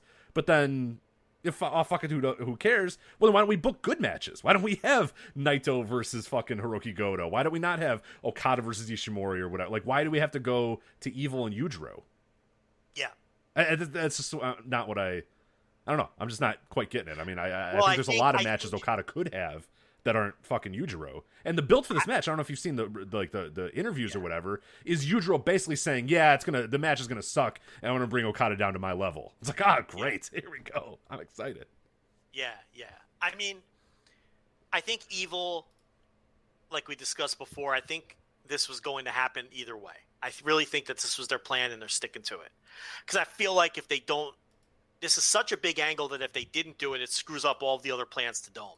So I think they're kind of just sticking to that. As far as Yujiro goes, obviously this was not something that probably would have happened otherwise. I just think they feel, here's a guy that we have available on the roster who can lose to Okada in a singles match to set up Okada for whatever it is he's going to do next, which a lot of people feel like is going to be challenging Evil after Evil, beats Hiromu.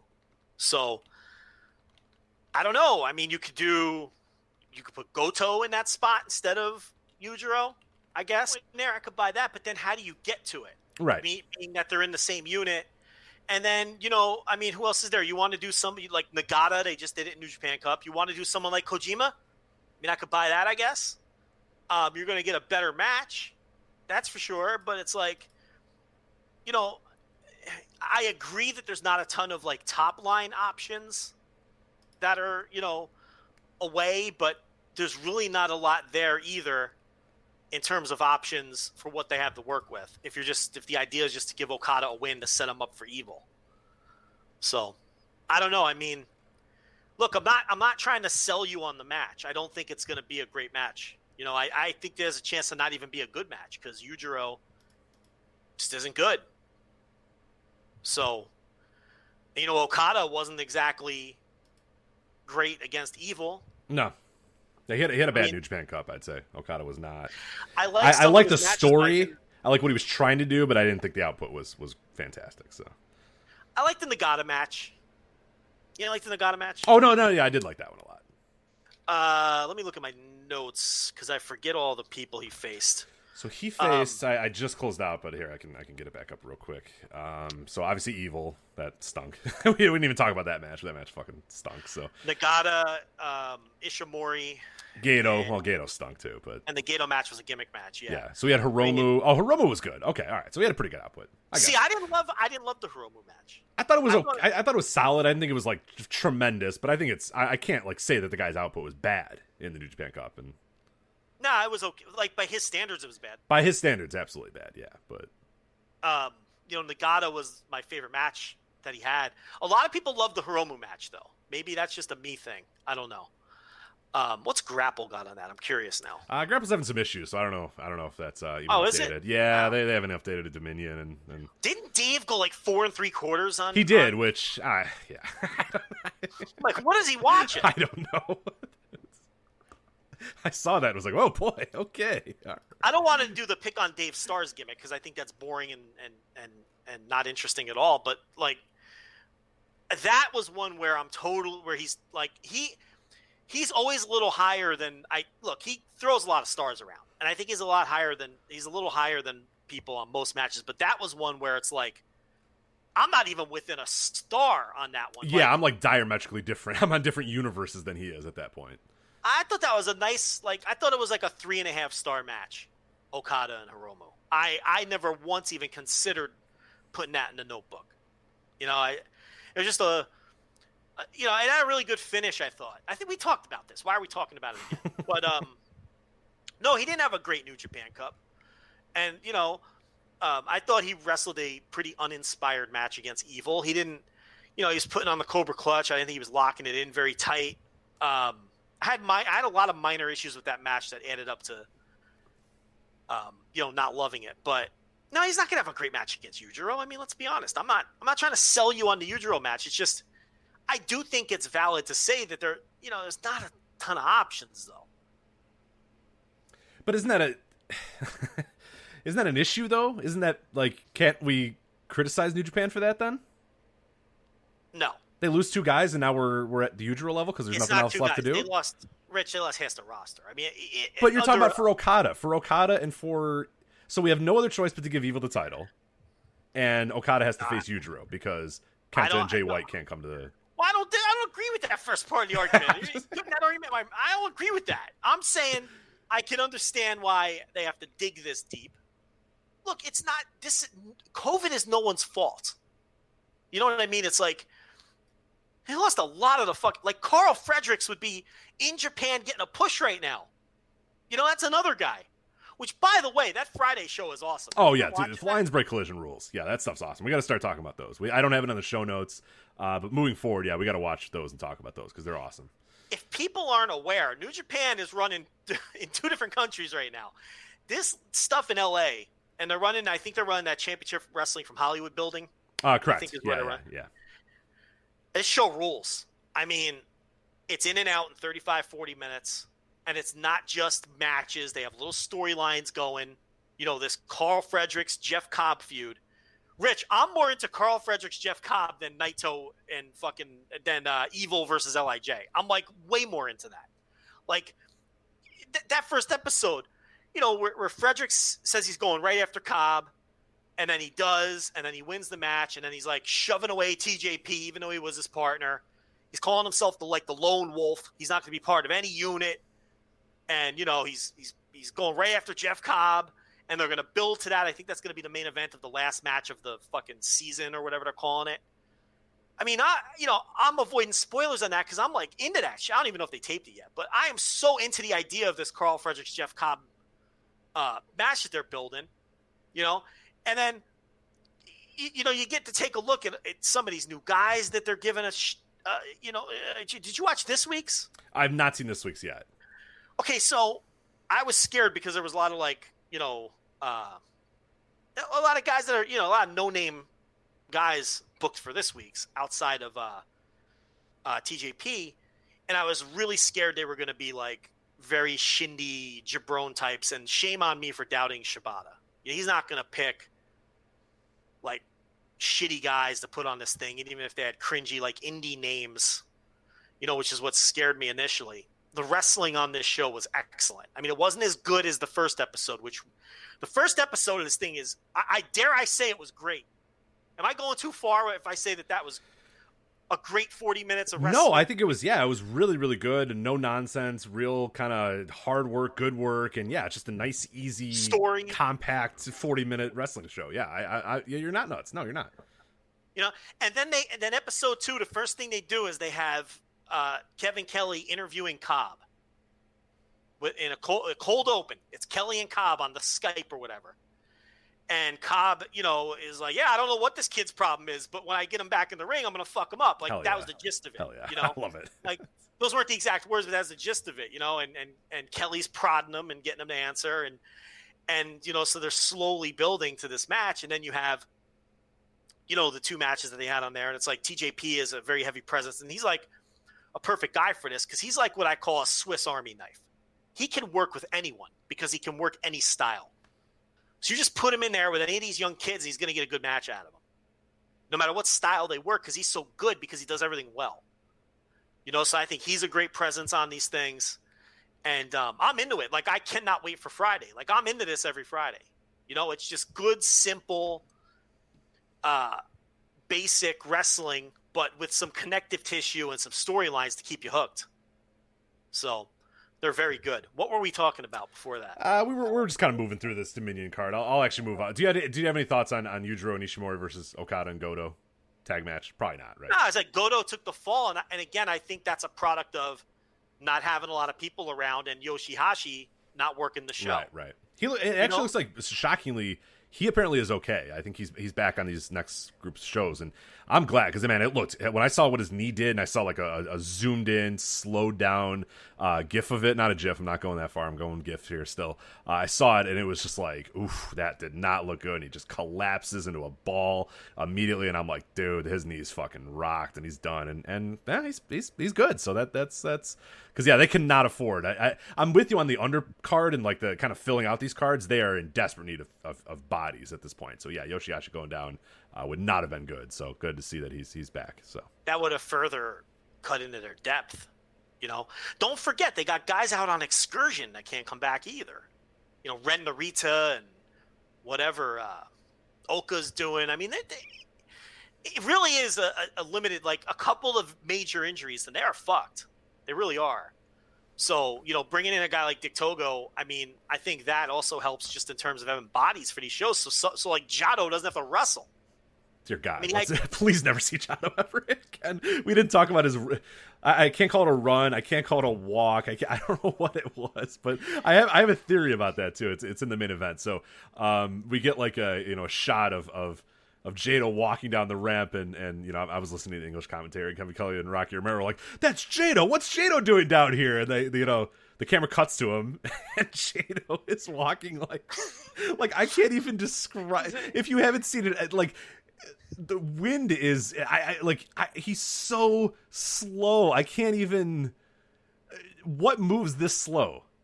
Rich, they had this guy working matches. I know that's so. I'm convinced. I don't know if it's true. I have no idea. I'm convinced that somebody saw it and said, we got to get someone out there. And they told Taiji Ishimori to run out there because Ishimori blows through the curtain like 3 minutes after, you know, Jado saunters down or whatever the hell you say it.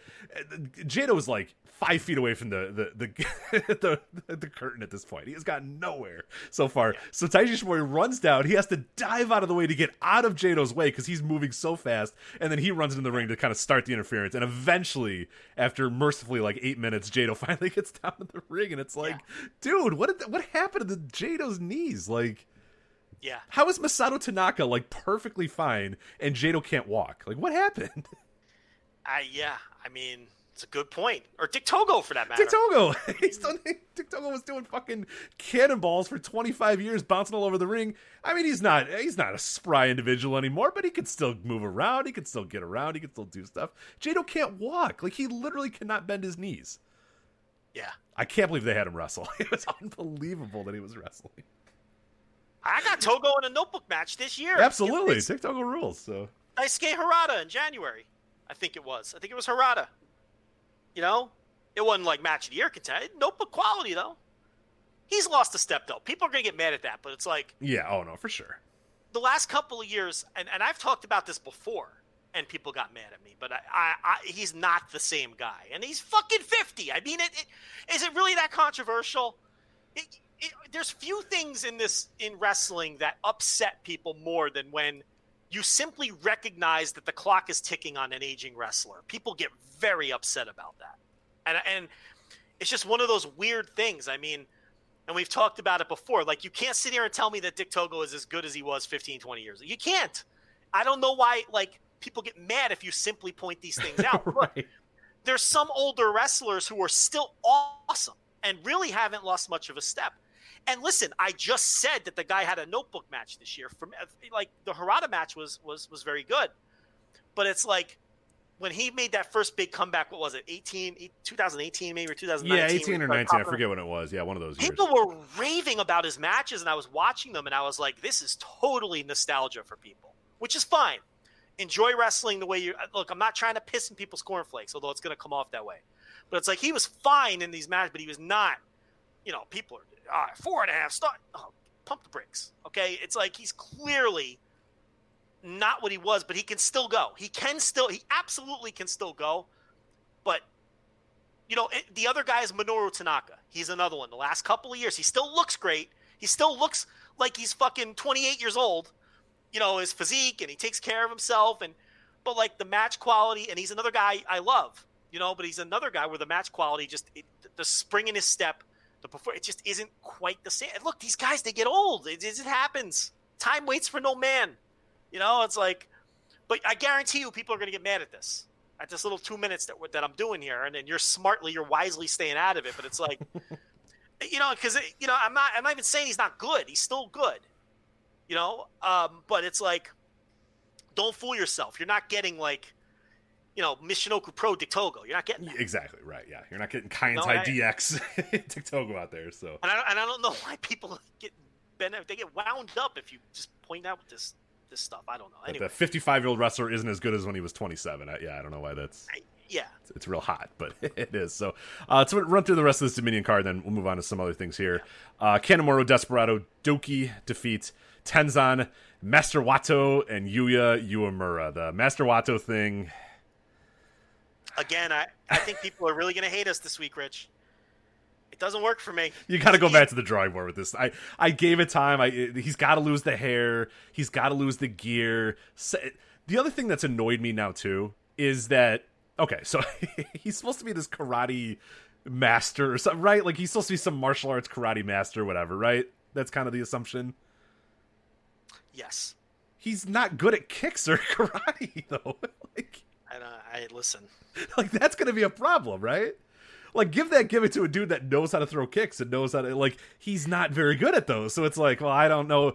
Like, I wouldn't give, some guy that's not good high flyer, I wouldn't really give him a 450 splash as his finish. Like, I don't know if giving Master Wato a, karate gimmick is really the right idea here. But especially seeing him in the ring with Yuya Uemura, and it's like, oh my God. Like, here's a kid that's still in black trunks that's just blowing him away. He's just not even close. And here's Master Wato, and he's got his tights that look like his underwear is showing or something. Like, what are we doing? He's so bad. It's just the gimmick is very low rent with the blue hair and the outfit. I just don't want that in New Japan. You know what I mean? Like, and that's like, we're pretty protective of that. If he was Master Wato in fucking All Japan undercards, whatever, I'd roll my eyes and say what. But in my New Japan undercards, it's like, wait a minute, no, we're dealing with like pros here. These are the top guys in the fucking world of wrestling, and we got this geek out here with his blue hair. What are we doing? I mean, I feel like he should be working like, I don't know, in like Shinjuku Face on some indie show with, teaming with whoever the fuck. And it's not a good gimmick. It's I don't know. He comes off like a total geek. It's not working for me. I've heard some people say that maybe it's something for kids. I don't know if that's true or not. At the end of the day, I think a lot of thought and do kids like dorks though? I think I could see him having appeal to children because I don't 4-year-olds like no old 12-year-old's gonna like this guy. At the end of the day, I just think there's way too much thought and conversation going into a guy who ultimately is never going to be a player. He's just a guy on the roster, and that's okay. And people are doing memes, and that's always going to complicate things because you can't tell if people are like genuinely into it or just having fun. It's hard to tell sometimes, but it's like, I don't know. To me, he's just, I agree with you. This needs a teardown. Either that or he's destined to be a prelim guy because I don't think you can seriously push this guy. I don't think you can. He has a nice little flippy-do finisher. And I'm not as down on like his kicks as you are, I guess. It didn't strike me as awful as you're putting, but I don't know. It's not good though. Yeah, I think I'm done. Like, I'm not going to care about it anymore. I'm just going to kind of laugh and joke about it. But yeah, it's not great. And they set him up for. I mean, I guess he's going to feud with Kanemaru. I guess that's the idea. God, I don't know. That man will eat him alive. Dear God, can you imagine? I mean, it's just a totally different class of wrestler. I mean, but Kanemaru. I mean, if you're going to put a young guy with a veteran and kind of use that theory, I don't know. See, this is what I mean. There's way too much conversation surrounding Master Watu. It's a silly little gimmick with a silly little name. And it's Hirai Kawato. We all knew he was never going to be like someone that you're going to right. put anything he's serious a lower card behind. babyface, and he's still He's a lower card babyface. Now he's a lower card babyface with blue hair, and now he's a lower card babyface with a terrible gimmick. Right. I think they'd be better served just to do something else with him. But I mean, at the end of the day, it really does not matter. We had the LIJ team, Sanada, Hiromu, and Bushi. They defeated Ishii, Yano, and Yota Tsuji. Any thoughts on that match, or just want me to run through the last match? I don't even remember much about it. So much happened on this night that it's like... The other problem is the New Japan Cup final was the night before, so it's like, it's like everything is bleeding together at this point. Because we never talked about the New Japan Cup final, obviously, right? So it's like... did we or did we not? We never did. No, we never did. I mean, we previewed it, but yeah, they came back to back, so it's like there was no time to do it. And I watched both, but I retained like everything from Dominion and like nothing from the New Japan Cup final. Like I remember almost nothing except for the main event of that entire show. Well, there's the main event, and there was Master Wato versus Dokai. Yeah. Right. Which, it's fine. It was fine. There's nothing wrong with it. He's got some nice dives, and he has the nice flippy-do finish. And he was gonna beat Dokai, it's a perfect guy to beat to get him rolling. What else was on that show that's even worth discussing? Nothing really, right? Not really, yeah. I'm not looking at it, and I don't really remember off the top of my head. But what else was on it? Is that it for Dominion? One more for Dominion. We have Kojima, Nagata, Taguchi versus Hanma, Makabe, and Gabriel Kidd. I thought Gabriel Kidd looked really good, which is good because you're going to need reserves, and him coming out and being a pretty solid guy on the roster is definitely going to help their depth a little bit for sure. They just need bodies, and luckily he was already over there, with Zack Sabre Jr. So, I guess on New Japan Cup, Great Bash Heel won a tag and Tenkoji won a tag, right? So the old tag teams picked up wins on that undercard. But these weren't great shows. There's no getting around it. These were not great shows. It's and circumstances led to that. I get it. The weird crowd and all that, but this is not by any stretch of the imagination. Like, no one's going to be going back and watching this Dominion fondly in 5 years. Right. I mean, it's just it's just weird. Just a weird show. All right, so let's talk about the upcoming New Japan stuff. We have on the 20th, July 20th, Korakuen Hall, New Japan Road, then Sengoku Lord, and that's going to be going on July 25th. New Japan Road, I'm not going to go over the entire card. We'll preview that or talk about it, I'm sure, next week. But the main event, I think, is an important one here. Bushi, Naito, Hiromu, the remaining members of LIJ, excluding, obviously Shingo and Sonata, they're going to be facing Taiji Ishimori, Dick Togo, and Evil. So Dick Togo is here. He's going to be in the main event of this tag match, and it'll be a good opportunity to see, kind of how they're going to position him in this company too, and how, they kind of see him as a worker as well. But what do you think about this? Bushi, Naito, Hiromu, Ishimori, Dick Togo, Evil on your main event in New Japan Road. I think people need to be prepared for Dick Togo being very much a Gato-like figure and not being a serious wrestler. And that'll break some people's hearts. Look, I'm not saying that's definitely going to be his role, but I could easily see that being his role. You know, the older guy who acts as the manager, they're not real confident in Evil, you know, being a solo act or talking for himself, whatever the case may be.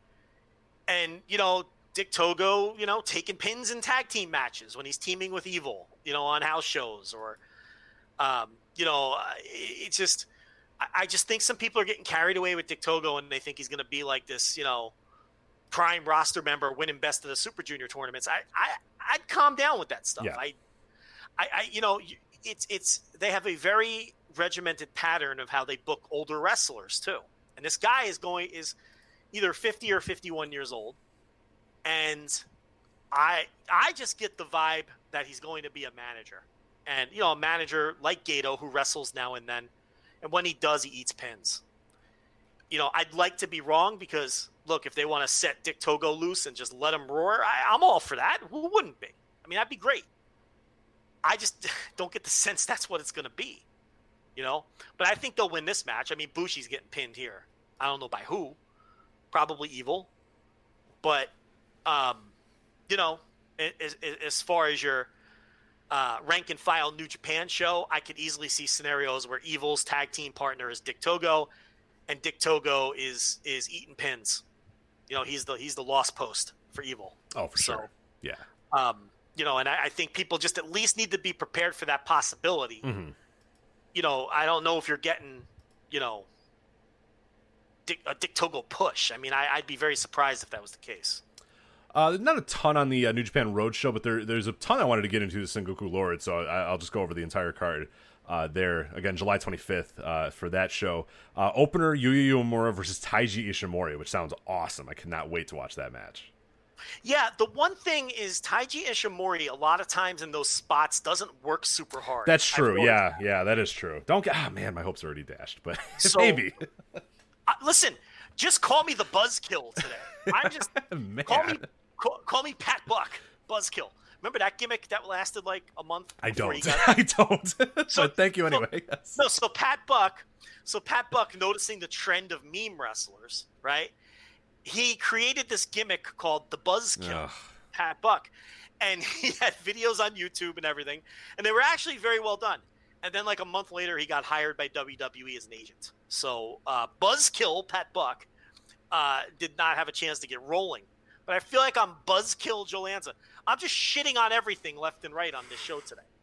Well, luckily we have the horror show at WWE Extreme Rules coming up, which I know you're anticipating and excited for. So hopefully we'll get things positive here in a bit. Other matches on the show, Kojima, Taguchi, Hanma, and Makabe versus Gabriel Kidd, Yota Tsuji, Toru Yano, and Tomohiro Ishii. Nothing big there. Sho, Yoshihashi, and Goto versus Bushi, Sanada, and Naito. Which, yeah, okay. Naito goes from double champ to third from the bottom. And, okay. I'm just, again, not beating the dead horse or whatever, but... Beat it. Are LIJ heels or are they faces? Yeah, people are going to get mad. They get mad. I mean, they're obviously heel-leaning tweeners. I mean, I don't know why people can't accept that. But, like, all of a sudden now it's like, oh, well, Naito's now the biggest babyface in the company because he got turned on. It's like, well, yeah, but, like, they already booked him in a match and they're the heels. Yeah, right? who those opponents again? Sho, Yoshihashi, and Hiroki Goto. Yeah, sounds like the home army to me. I don't know. Like, okay, all right. Whatever.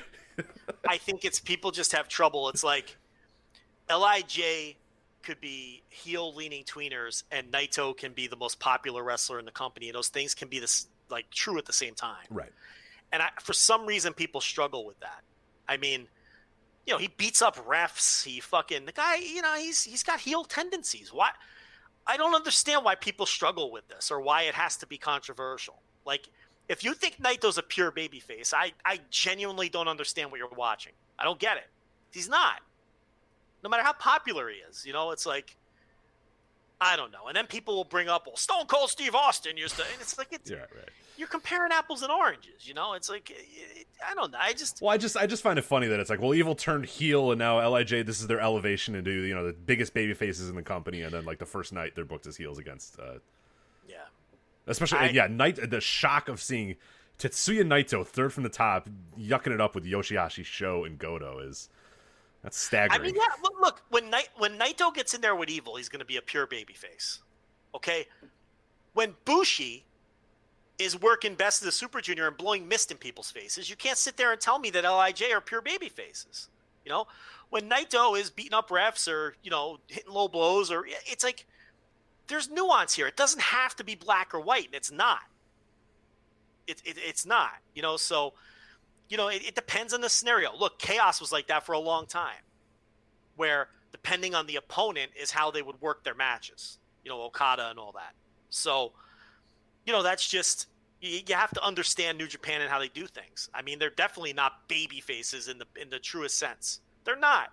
You can't sit here and tell me LIJ is the same as Hiroshi Tanahashi on whatever the spectrum is from babyface to heel. They're not. They're at best, they're fucking tweeners. At best. I think they're heel-leaning tweeners. Suzuki Gun, heels. Bullet Club, heels. LIJ, heel-leaning tweeners. Chaos, baby-face-leaning tweeners. And then the home army are the babyfaces. That's how I see it. Other matches on here, Master Wato, Tenzan, Nagata, Tanahashi, and Kota Ibushi, a little 10-man tag here against Doki, Kanemaru, Minoru Suzuki, Zack Sabre Jr., and Taiji. So Minoru back. Hopefully, I know it was a temperature issue that took him off of Dominion. We'll see if he's back fully healthy and ready to go for this show. But yeah, 10-man tag here, just a lot of dudes. You got Suzuki Gun versus dudes on the other side. This card does not excite me. Well, this will excite you. Okada versus Yujiro. So we talked about that to death. We don't have to go over that anymore. Shingo versus Desperado. I can't wait. I'm into it. It's probably going to be the match. I hope it's the match of the night. Well, actually, I hope Evil and Hiromu is. I hope Evil goes out there and fucking kills it. Hiromu has a great match. I hope that is the match of the night so we could be completely wrong about everything we said right here. But I'm guessing that Shingo versus Desperado is probably going to be our... Rich Hiromu's getting his dick stomped. I know. 30 minutes. Oh, it's Master Heater. Here comes Jado. Oh, Gato's here. Yeah, no, that's for sure. I know. Togo with the wire. That wire thing is going to be a gimmick. Oh, really absolutely. Yeah. It's, so, yeah. And that's Sengoku Lord. So that is also New Japan Pro Wrestling. We'll have previews and reviews of all that stuff coming up at voicesofwrestling.com as well. All right, Joe. So we have Slammiversary and the Horror Show at Extreme Rules. Do you want to save the best for last, or do you want to get it out of the way right now? No, we got to do the Horror Show at WWE Extreme Rules, I think. All right, so the Horror Show at WWE Extreme Rules this Sunday, streaming live on the award-winning WWE Network. What award did that win? I'm not sure.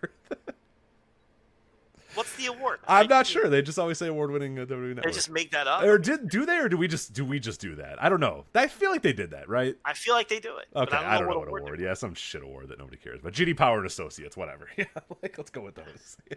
They want a Slammy. Yeah, they want a Slammy for best streaming service. Yeah. Oh my god. All right, so the Horse Show at WWE Extreme Rules. Here are our matches that are going to take place on the Horse Show at WWE Extreme Rules. WWE United States Championship, Apollo Crews versus MVP.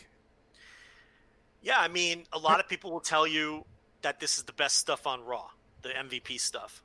I don't know if that's true or not. It doesn't do anything for me. I mean, yeah, he cuts a nice little promo and everything, but I can't tell you that MVP has talked me into the building, so to speak, for this match against Apollo Crews and whatever goofy storyline they're going to do. Which in this company, let's face it, probably ends with Apollo Crews and MVP's, Oh, for sure. No doubt. Yeah, no, I mean, I think as far as this match goes, it's Apollo Crews is going to win this. I really highly doubt they're going to put the title on MVP, but who the fuck knows, man? You know what I mean? I don't know. Well, I'm guessing it's Apollo Crews wins, and they build up to Bobby Lashley versus Apollo Crews. But it's World Wrestling Entertainment, man. Who the fuck knows? So why are you applying booking logic? You're right. Why did I even for a second do that? Yes, you're right. MVP can win the title again. He won the title back, I think, in 2005 or 2006 is when he went, which actually would fit with kind of the tenor of this entire show, because we'll talk about Dolph Ziggler, the show off Dolph Ziggler later, who is getting a title shot again after being in the company for 27 straight years. So I guess it's not out of the realm possibility that little Montavious, what was it, Vontel Porter or whatever, wins the or Vontavious, right? It was Montel Vontavious Porter, right? Fuck if I know. MVP. There we go. Former FIP competitor. Yes. Oh yeah. Inaugural New Japan Intercontinental Champion too. Oh, that's right. MVP. All right. So that is our first match here. This card is so bad. WWE SmackDown Women's Championship. It's Bayley versus Nikki Cross.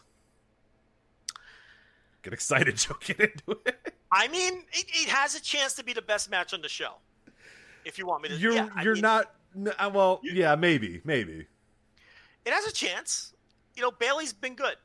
You know, the Bayley and Sasha stuff has been good. The pattern with them is they go out there, whether it's tags or singles, and they have really good matches with terrible finishes. But because the story finishes. There's always some kind of shenanigans or run in or what have you that kind of takes the wind out of the sails. And it's like, Bayley's working hard. Bayley and Sasha are both motivated right now because a lot of times motivation's an issue for Sasha. I don't know if I could say the same for Bayley, but Sasha gets her boo-boo face and, she goes through her moods. We all know that. But they're both working really hard and both seem very motivated right now. So I think this match could be good. If I can't look, I hate the Nikki Cross gimmick. We all know that. It's very cringe, but she can go. So we'll see. I'm actually optimistic about this match. No, yeah, there's two matches in the show that I'm actually legitimately these could be pretty good. So it's both women's matches. I think the women's division, as far as WWE has gone, has probably been the best stuff that they've had over the last month. It's got the least goofiness in it. Yeah. Believe it or not. So it's actually pretty good that it's just hey, Bayley and Sasha, they just win matches and are good wrestlers. It's okay. And it's good stuff. So yeah, I'm into it. I think the build has been kind of interesting. If you look at Nikki Cross, all she's done is taken L's and then she won, a fatal 4-way. And now she gets the championship opportunity, Joe. So, but I mean, which sucks, but that's it's this WWE. company. Yeah, it's WWE. Yeah. So it's getting angry about that is a waste. I'd much rather I'd rather drive a fork through my fucking eyeball than try to think about why they decided to put Nikki Cross in this title match. It's they did. That's all that matters. They did, and she's in the match. So it's her turn. Yeah, that's it. So, let's stick with the women while we're there. Raw Women's Championship, Asuka versus Sasha Banks. I think this has the chance definitely to be the match of the night, like you said. I think you're absolutely right, because Bayley's been pretty solid too, so it could be either one of those two. Asuka versus Sasha Banks, I think a pretty good build for this. It's been a multi-brand build. They've jumped into NXT, they've jumped over to SmackDown, they've jumped over to Raw. A lot of good stuff here. I think the interesting thing is going to be what they do with this match, and I think this one, at least, we said earlier, who the fuck knows about the U.S. title. I think this one they probably have some sort of logic to it where, Asuka can retain the title and then Sasha can be, jealous that she's not a double champion like Bayley is, or you can just go all the way with it and Sasha wins and they're both double champions. Yeah, you could. It's too soon, I think, to split Sasha and Bayley back up again, though. But again, that would be applying booking logic to a company that doesn't use any. So you can't really wipe anything off the table. But, traditionally, if you're viewing this through a traditional lens, you can't split them up yet. So I wouldn't do the deal where she's jealous of her unless it's going to be subtle. But then again, this company does nothing that's subtle. So, if I can see what you're saying, she doesn't win. She starts to get jealous that Bayley has 2 titles and there's some simmering animosity there, but they can't, they are terrible at stories like that. So it wouldn't be handled properly. I don't feel like the timing is right to split them up. But yeah, this could be a really good match. All of their matches, you have to fear some nonsense going on at the end. It's very rare that you get a clean finish with these two. That's the only problem. All right, you ready to strap in for the rest of the show? Let's do it. Let's do it. The horror show at WWE Extreme Rules. The Wyatt swamp fight between Braun Strowman and Bray Wyatt. Braun Strowman wants to take Bray Wyatt to the swamp where he formed the Wyatt family, and Bray Wyatt's going to put Braun Strowman in the water and feed him to alligators. So, yeah, maybe the one that was in the dumpster at the Ninja. Yeah. Oh, man. Look, this company, we talked about this last week. They feel like this is their hooks now. They don't have money matches. They don't have stars. So to them, the hook is what kind of ridiculous cinematic matches can we put together that at least get people talking? Greatest match ever got people talking. The stuff at WrestleMania, which kicked all of this off, got people talking. And again, people are talking about Seth Rollins and Rey Mysterio gouging each other's eyes out, and to a lesser extent, this swamp match. So that's sort of their strategy now. Present these absurd matches where people aren't sure what they're going to get and get conversation going. Now, it hasn't worked for their TV ratings, that's for sure. Less and less people are interested in WWE on a week-in, week-out basis. SmackDown did a 0.4 in the demo last Friday, tying several shows, all reruns, because the networks are in rerun season. This is where Fox was going to make all of their money. Yeah, this is the win. This was the 3 months of just boom, COVID or not. This was, we're going to fucking lap the field in the summer when nobody else has anything and we have live sports. In the summer, we're going to be doing ones in the demo while everybody else is doing 0.3s. And we're going to clean up. That hasn't been the case. They're not even winning. They're not even winning outright on these Fridays. Got a $1 billion TV deal and they're losing to in fucking the summer. Syndicated reruns. Yeah, it's not great. Now, what's going to happen when the fall season comes back? And I have no idea if they're even taping shows during COVID. I haven't really paid attention. Not really. They haven't been. Yeah, I don't know if anybody's really. I think there's a few that are trying to figure out how to do it. But yeah, it's the content crunch is coming here pretty quick. But let's work under the premise that there's going to be some kind of semblance of a fall sure. season. Yeah. Rich, they're going to get fucking killed because all of those shows are going to go back to doing their 0.8s and 0.9s and 0.7s. But SmackDown's going to be still at that 0.4 level. They're going to get slaughtered in the They are so lucky. It's like a double-edged sword. COVID's hurting them very clearly because of the empty arena stuff that no one wants to watch. But it's going to save their ass if there's no fall season. If there is a real fall season, they're going to finish in last place every week with that if they're doing 0.4s. Yeah, especially if sports are running at the same time as well. They're fucking decimated. Yeah. They're done. And I think they can go lower. They might end up in the 0.3s. Oh, I think, yeah, like Raw, I honestly think in a month's time when MLB is in full swing and NBA is in full swing and NHL is in full swing and we have not reached the bottom. I thought we did. Every week I think, oh man, it can't get any worse. Seeing how worse it is getting and knowing what's on the horizon, dude, it's going to get real bad here soon. Like this is, there's a lot of people that don't see how big of a deal this is and how bad this is and don't see the giant fucking, what's on the horizon, which is, like you said, the fall TV season and sports. Real life sports that people are clamoring for. Dude, people are dying for sports content right now. And Rich, by the way, all four major are all running, and they're all running in like the most time. Important. Like MLB is just like, fuck it, we're running 60 games. Every game is a playoff game, basically. Every game matters in baseball.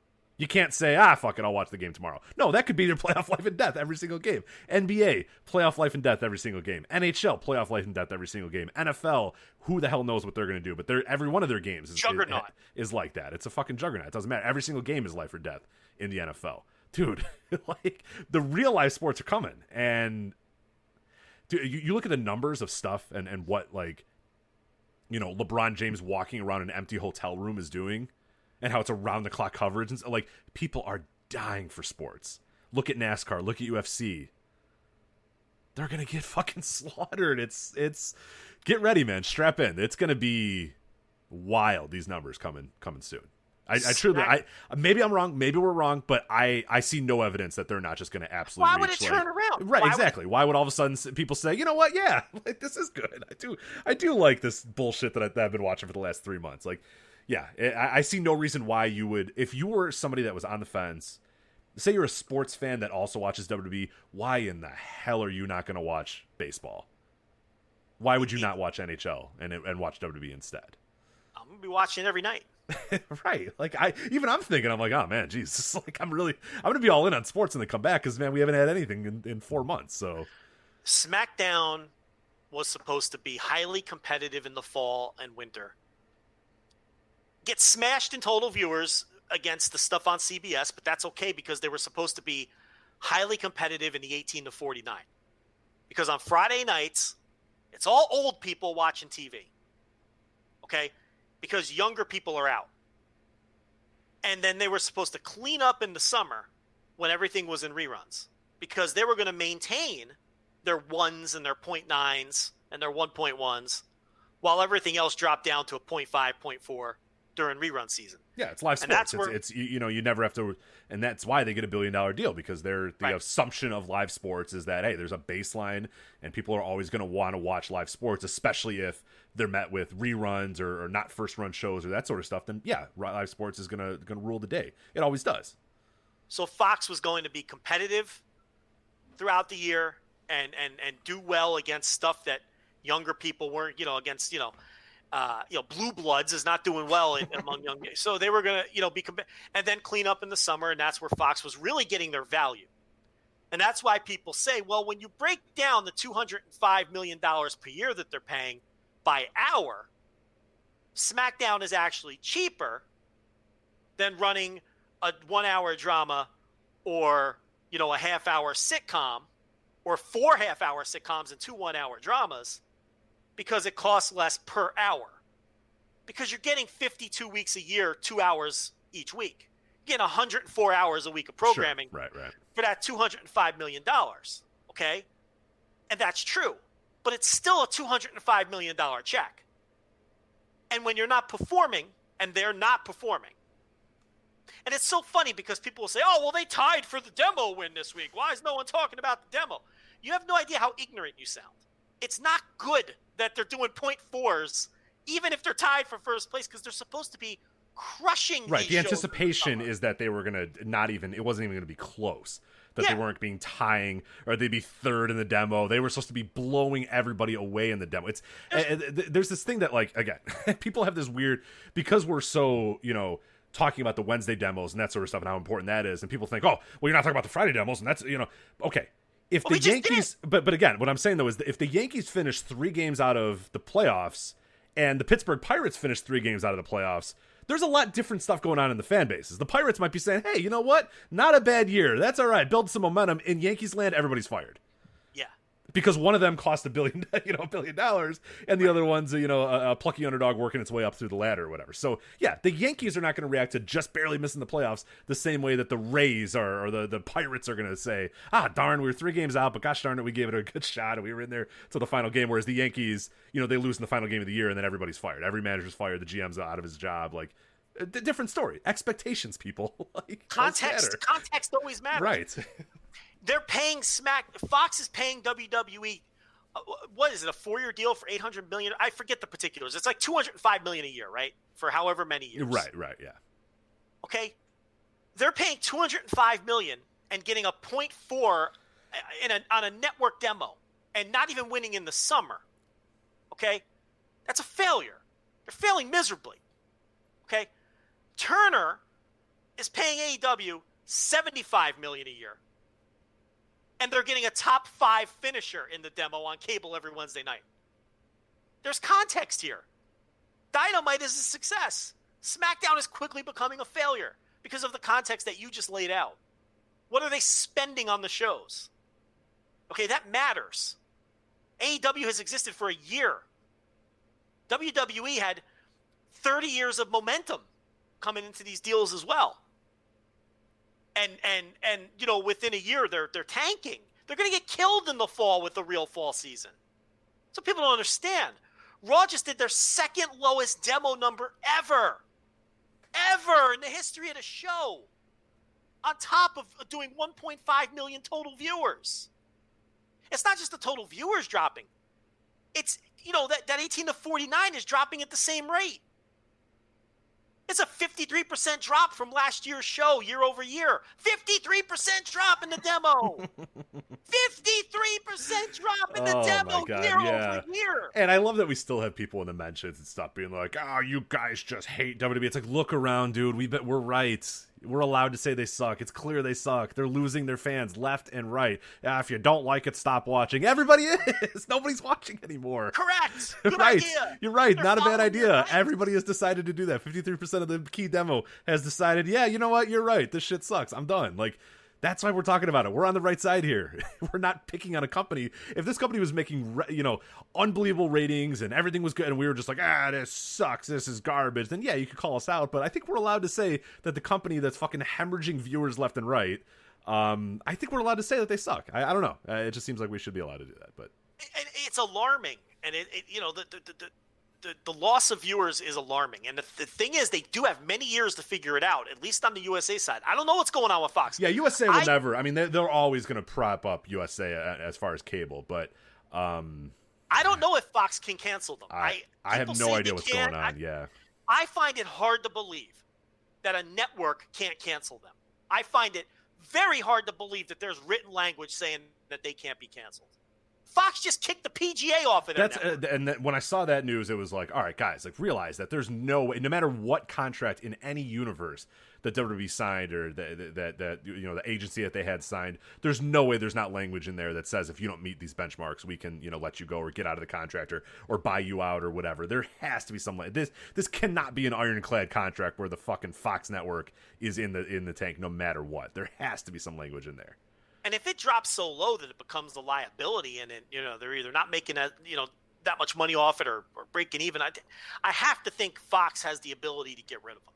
And Rich, a 0.4 in the summer, not great. I mean, it's bad, And Raw, second lowest demo ever, 1.5 million, and it's good. Like you said, when Monday Night Football comes back on top of all the other sports. Well, that's the other thing, too. Usually people would stay away from Mondays. NBA is not staying away from Mondays. MLB isn't staying away from Mondays. NHL, every one of these leagues is running every single day with important games. Yep. There's 3 games a night in every league every night. So I'm going to pose you a question, and I want you to give it some thought.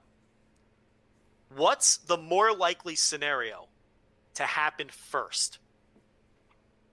Raw dips below 1 million, or Dynamite goes above 1 million? Think it through. I honestly, I think Raw goes under 1 million before Dynamite hits 1 million. Yeah, it's harder to add viewers than lose them. Mm-hmm. That's you can lose viewers easy. That's easy to do by putting up. Look, where they're doing it. they're case in point right here. A Dynamite's closer. What, 220,000 viewers off, or whatever the case may be.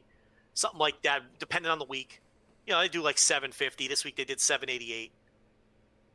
So Raw needs to lose another 500,000. Is that within the realm of possibility? I think it is. Yeah, I think the issue with AEW is they're running into the same problem that WWE has. It's like the dynamo that is pro sports leagues coming up, and it's going to hurt them as well. It's going to hurt. It's got to hurt them. It's going to hurt. It's going to hurt NXT. It's going to hurt AEW. It's going to hurt every other property because Raw is facing Monday Night Football, which is a completely different animal. And exactly.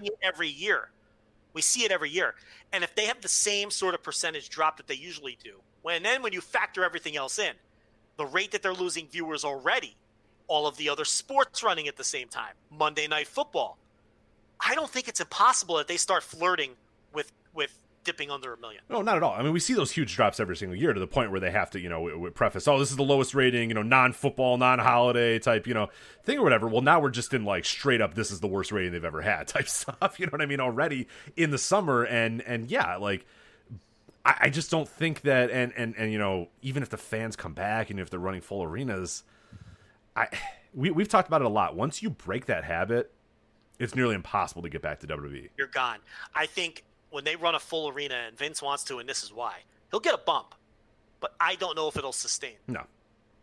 Those sustained things don't work anymore. And that's the other thing that's interesting, too. When we first started doing this show, all those years ago, there was a time where, and we would talk about it all the time, where Vince would decide, we need big ratings, or the fall's starting, or we're doing this, and he'd bring back The Rock, or he'd do this, or this guy would come back, or Batista would come. There was always like these things that he would do. He would switch a title, he'd have a heel turn, you know what I mean? Like there were always these things, and they would sustain for a pretty good amount of time, like a month's time, or 2 months or whatever he did, this random thing he did would actually help.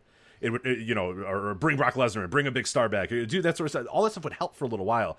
We see this now that they do those things. They take every stab that they can now, and at most it's like a 1 week bump, and then it's gone, and it's right back to normal.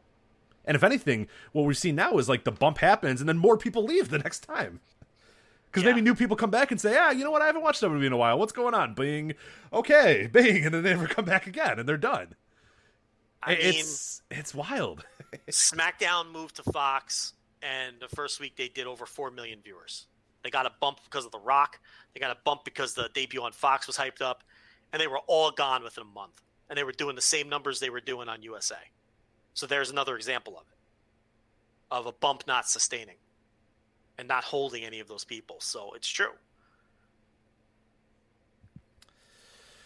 Man, all right. So anything else on this Wyatt Swamp fight? I think that's what we were previewing. No, I think my point here is it's like what they present obviously isn't engaging anyone. Yeah, right.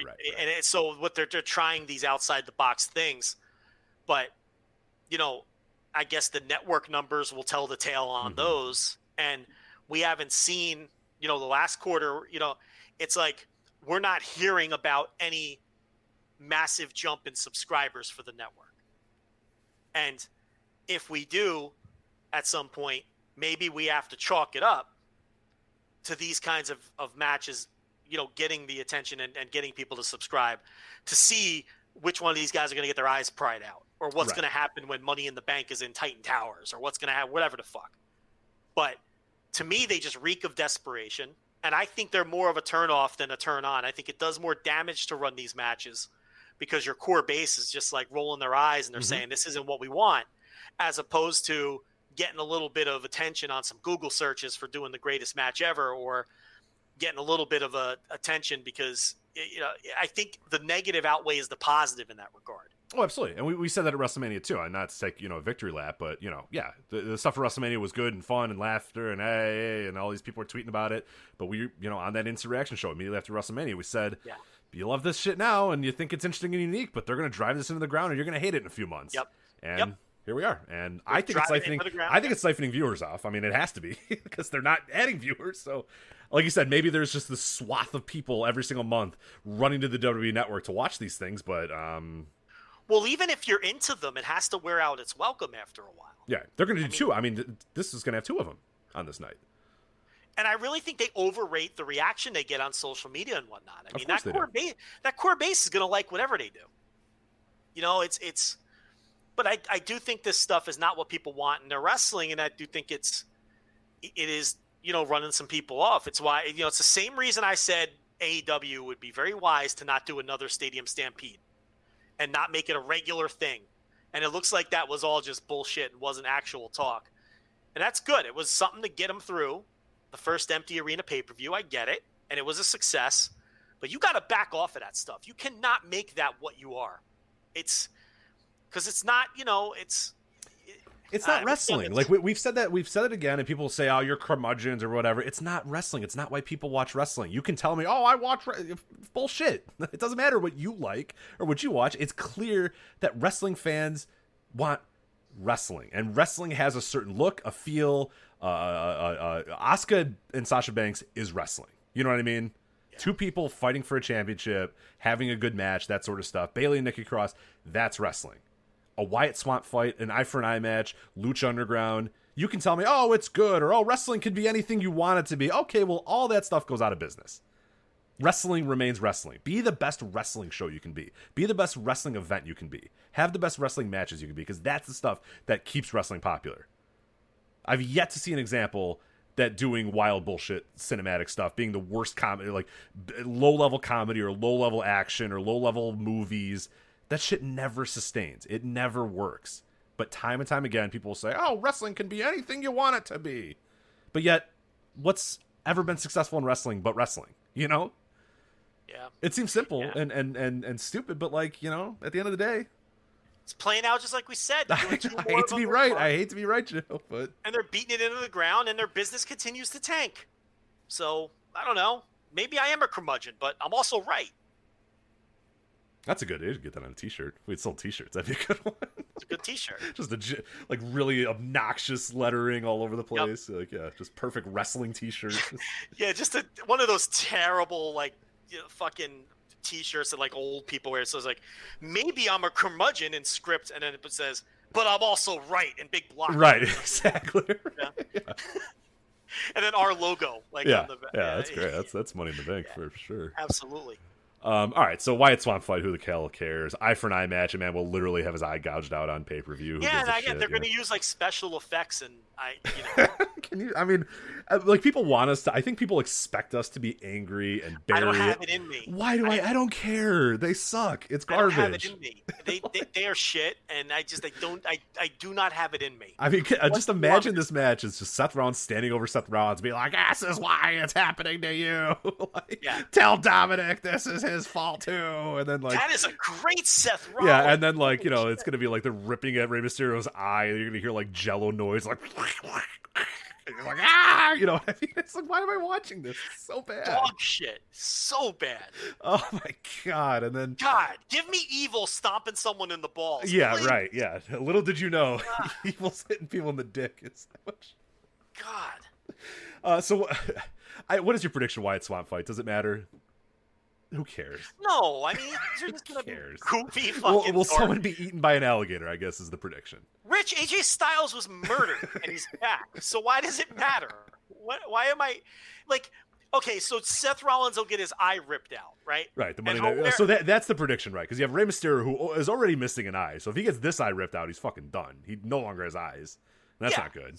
So the loser will wear an eye patch for a month, and then they'll forget about it. I'm fascinated by this because I'm with you. I think Rey Mysterio is going to win Seth Rollins because I know Seth Rollins is just, oh my god, he's salivating at the idea of going out there and doing his terrible fucking Monday Night Messiah gimmick with an eye patch. Like he cannot wait to do that every single month. But I just cannot wait to see them wiggle their way out of that storyline, and then like a month later he just takes the eye patch off, and it's like and then it doesn't matter anymore. And then nobody cares about it, and nobody talks about it ever again. Yeah.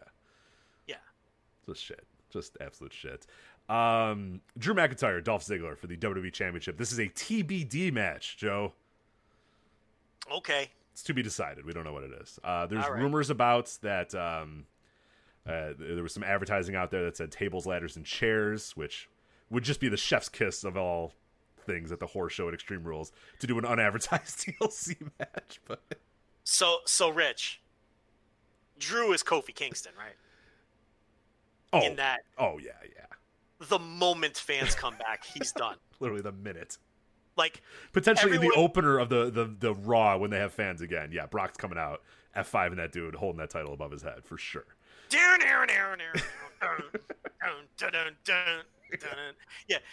and like we all knew, like Kofi was dead the second they moved to Fox, and that's exactly how it played out. Right, like we knew they were just biding their time. Right, like, they literally did it quicker than we thought because that match was like 9 seconds long. Right? Like they had no interest in getting behind Kofi Kingston. It was just treading water until Fox, and we all saw it coming. We called it here. People didn't want to hear it, but we called it here.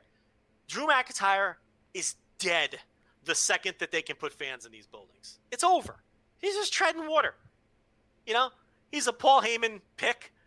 And they're all quickly disappearing. Some of them are coming back though. They brought Shayna Baszler. Yeah, back. Shayna's back. Yeah, some are like literally gone. Like they've done witness protection. Yeah, it's just like they're done. They're with Big Pussy Bump and Cero. They're gone. Okay, and it's like you could just see this coming. He's finished. So. This match, I mean, this is just Biden time. These are those Kofi Kingston defenses before Fox. That's what these are. With Dolph and whoever the fuck is next. Doesn't matter. And I feel bad for the guy. He never got a fair shot. No. And it might be the only shot he ever gets. And maybe we're wrong, and I hope I'm wrong. So yeah, we don't know what the match is going to be. I mean, Dolph's obviously not winning the title. Drew's going to keep the title, but yeah. Who cares? Let's move on. It doesn't matter. Let's go to Impact Wrestling Slammiversary. That's coming up this Saturday as well. So back-to-back pay-per-views this weekend. I think at the top, before we actually get to the matches themselves, and I think it might leave some opportunities in those matches as we're kind of previewing, we can talk about this. But they've heavy rumors that a lot of surprise returns coming to Slammiversary. A lot of names rumored and speculated and bandied about. Do you have any idea or guesses, I should say, as to who we're going to see? I mean, there's a lot of former TNA guys that have been released by WWE in recent vintage. There's some guys that have been left out of their Ring of Honor contracts. There's some guys that are just floating around in the indies. There's a lot of options here. What do you kind of think or feel as far as guys coming back? Well, the club is pretty much a given, right? Yeah, I think that's been officially announced and everything. So that's they're somewhere in this show. We can figure out where to plop them in, but yeah, they're somewhere in the show for sure. And then there's the whole thing, like they have the ability to work New Japan, so then you got to work Machine Gunka back into the Bullet Club story somehow, right? That's going to be interesting. Is he going to be a Bullet Club guy? Is he going to fraction off with the Guerrillas of Destiny and some of the other original members of Fale? So that could be interesting to add another dynamic, with maybe the evil side of Bullet Club, the OG side of Bullet Club, and then whatever the fuck Jay White decides to do, right? Because he's always like a loose cannon. So that'll be interesting from that perspective if Carl Anderson goes back. He can leave Luke Gallows home if he wants. I mean, I think I'd actually appreciate if he would do that. Let Luke save money on those flights really wear you down. It'd probably be better if he just stays home with Suntan Biker Man, not so much. right, Suntan Biker Man, work on that suntan, baby. It's a great summer. The roads are pretty open. I think it's a great opportunity to shine up the bike and just go for some rides. Let Machine Gunka go get on those flights to Japan, and you just check out America, the open road. You know what I mean? There's so much you can do in this country. Why leave this country? There's so much good going on. So focus on your Impact career. Chase that Impact. Right, exactly. Right. Don't worry. Take some indie bookings. Enjoy the bike, and I guess enjoy the family. I don't know what his family life is right now, but reacquire WrestleMerica down in Georgia. Yeah, and focus on that. Yeah. But yeah, I like that Machine Gunka is back, but he's not Suntan Biker Man. He's like LG Luke or some shit. It's not right. He needs to be Suntan Biker Man. We should tell him. I mean, he already hates us, but maybe he'd love to hear from us. Does he hate us?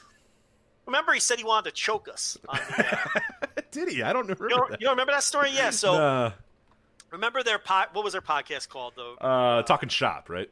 Yeah, the original incarnation years ago, and Machine Gunka was prodding Gallows because he was like, they were fucking with him. They were like, yeah, your reviews have not been good since you've come to New Japan. And Gallows is like, fuck the reviewers, blah blah. And Anderson's like, the voices of wrestling don't like you very much. And he goes, I'll choke those motherfuckers if I ever see them. Yeah, so that was on Talking Shop. So he wants to choke us, which is, that's cool. That's all right. But yeah, so those guys, I mean, they're signed, sealed, and delivered, I think. People expect EC3 to go back because there's an obvious connection there. And he's got nothing else to do, so he's been in the news a lot lately, too. He's been doing interviews, doing stuff, so yeah, he seems like a pretty likely guy to appear. Yeah, and then, I mean, the big fish is Rusev, but he's got the COVID, so we know he's not showing up on Saturday.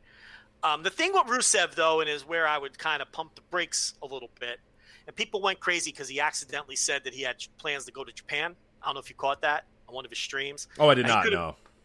He could have been working because he's a worker. But on one of his Twitch streams, it was like a slip of the tongue. He said something about going to Japan, and then he kind of had a smirk on his face like he shouldn't have said it. And then he kind of backtracked. But with him, you never know because he's always working. So it's tricky with Rusev.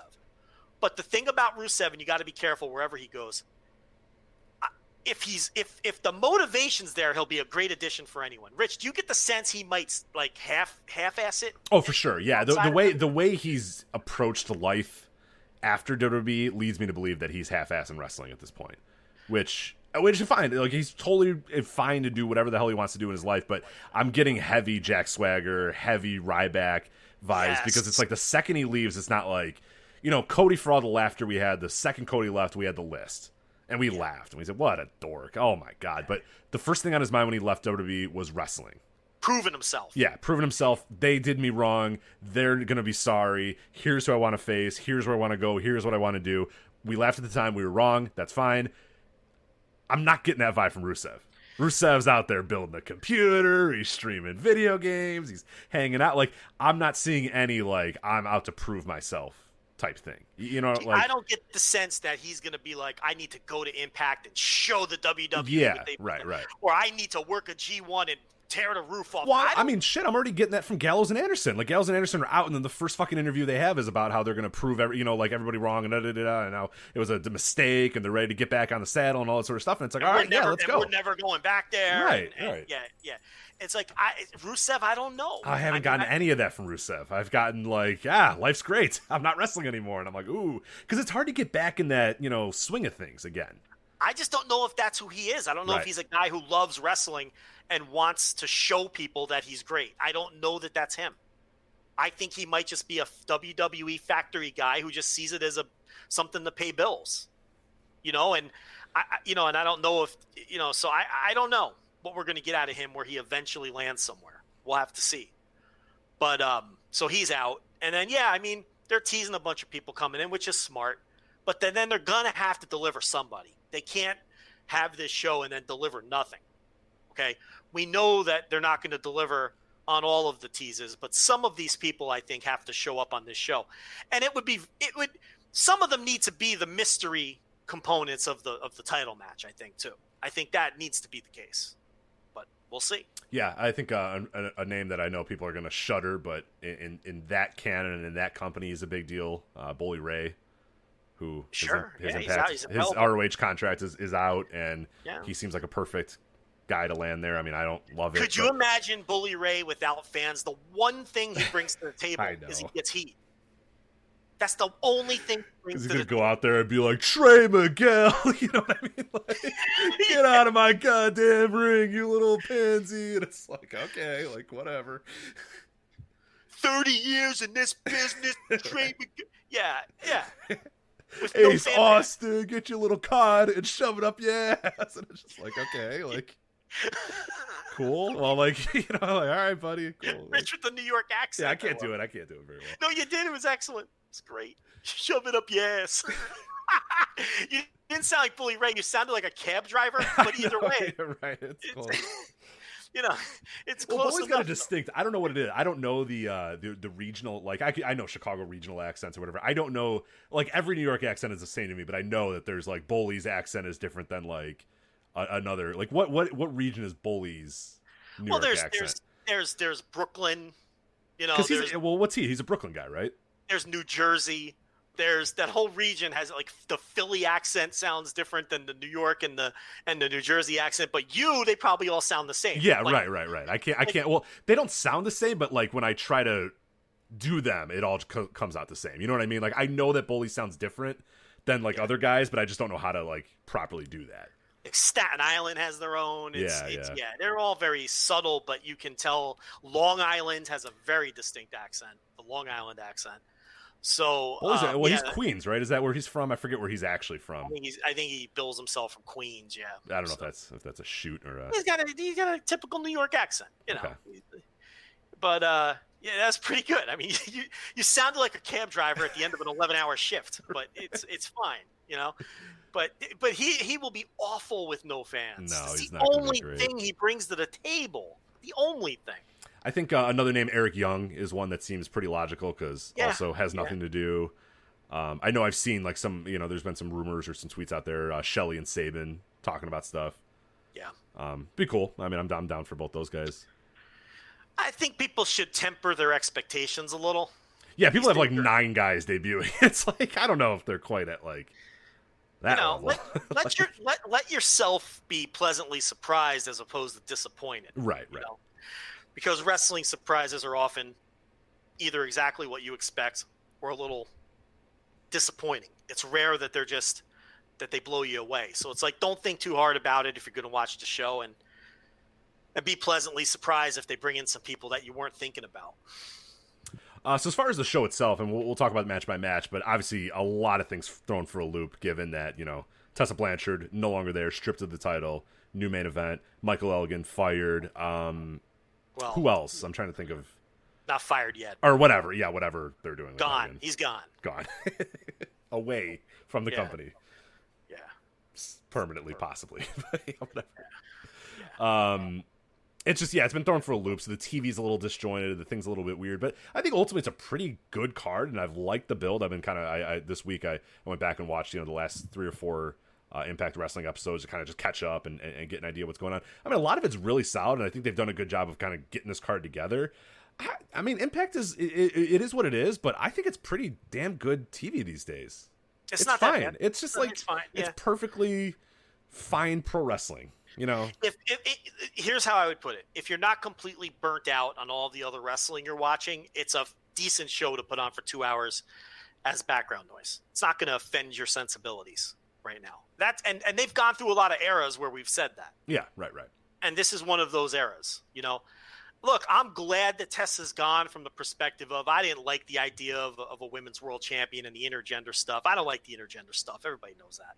So I'm glad that they can kind of get back. I think it just was totally shit on the knockouts division. I mean, like, how am I supposed to get into, Taya Valkyrie or whoever the fuck when there's a women's world champion? Like, you're making the women second rate. I think it does the opposite of what it's trying to accomplish. When you start mixing, you needed to get rid of the knockouts title if you're going to have women compete for the men's title, because then it's reductive to the women to have a women's title. But that's a discussion for another day. So that's gone. It was a failed experiment anyway. It's not like Impact was attracting. Where are all these people, Rich, who said intergender was the feud and they could not wait? And promotions need to do intergender. And the promotion that does intergender is forward. Where were they all? How come Impact hasn't taken off? Yeah. With Tessa on top. What happened? Strange. Where are I don't know. That's interesting. That's just interesting. Yeah, it is. A little sip of tea there. Anyway, the Rascals. We have a preview, by the way. Andrew Sinclair did a great preview for us at voiceofwrestling.com. The Rascals, Zachary Wentz, Desmond Xavier versus To Be Decided.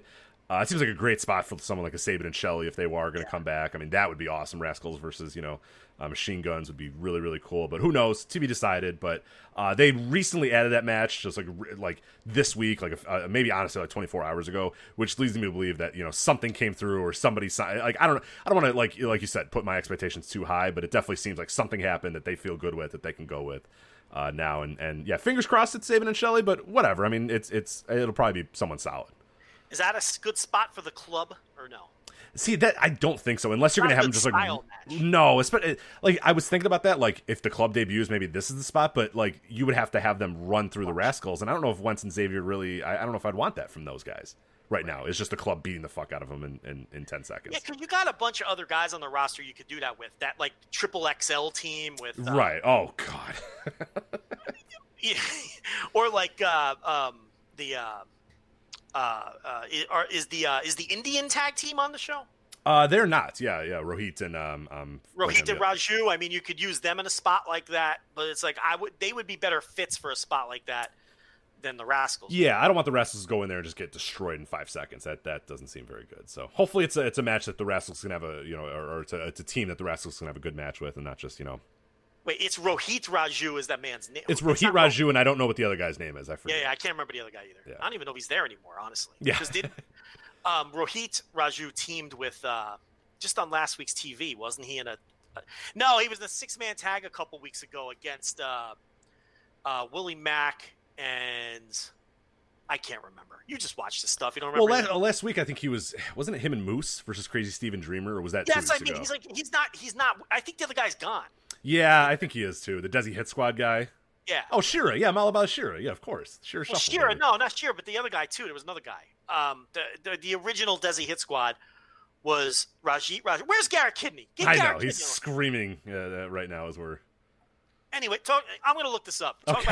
It's hurting you. Well, we got an old school rules match for the unsanctioned TNA World Heavyweight Championship. Moose versus Tommy Dreamer. Moose, of course, the story is he just kind of stole this title. He's carrying it around. He's calling himself the TNA World Heavyweight Champion. And Tommy Dreamer, he's got nothing. He doesn't want to deal with this shit anymore. So it's an old school rules match, Joe. I don't know what that means.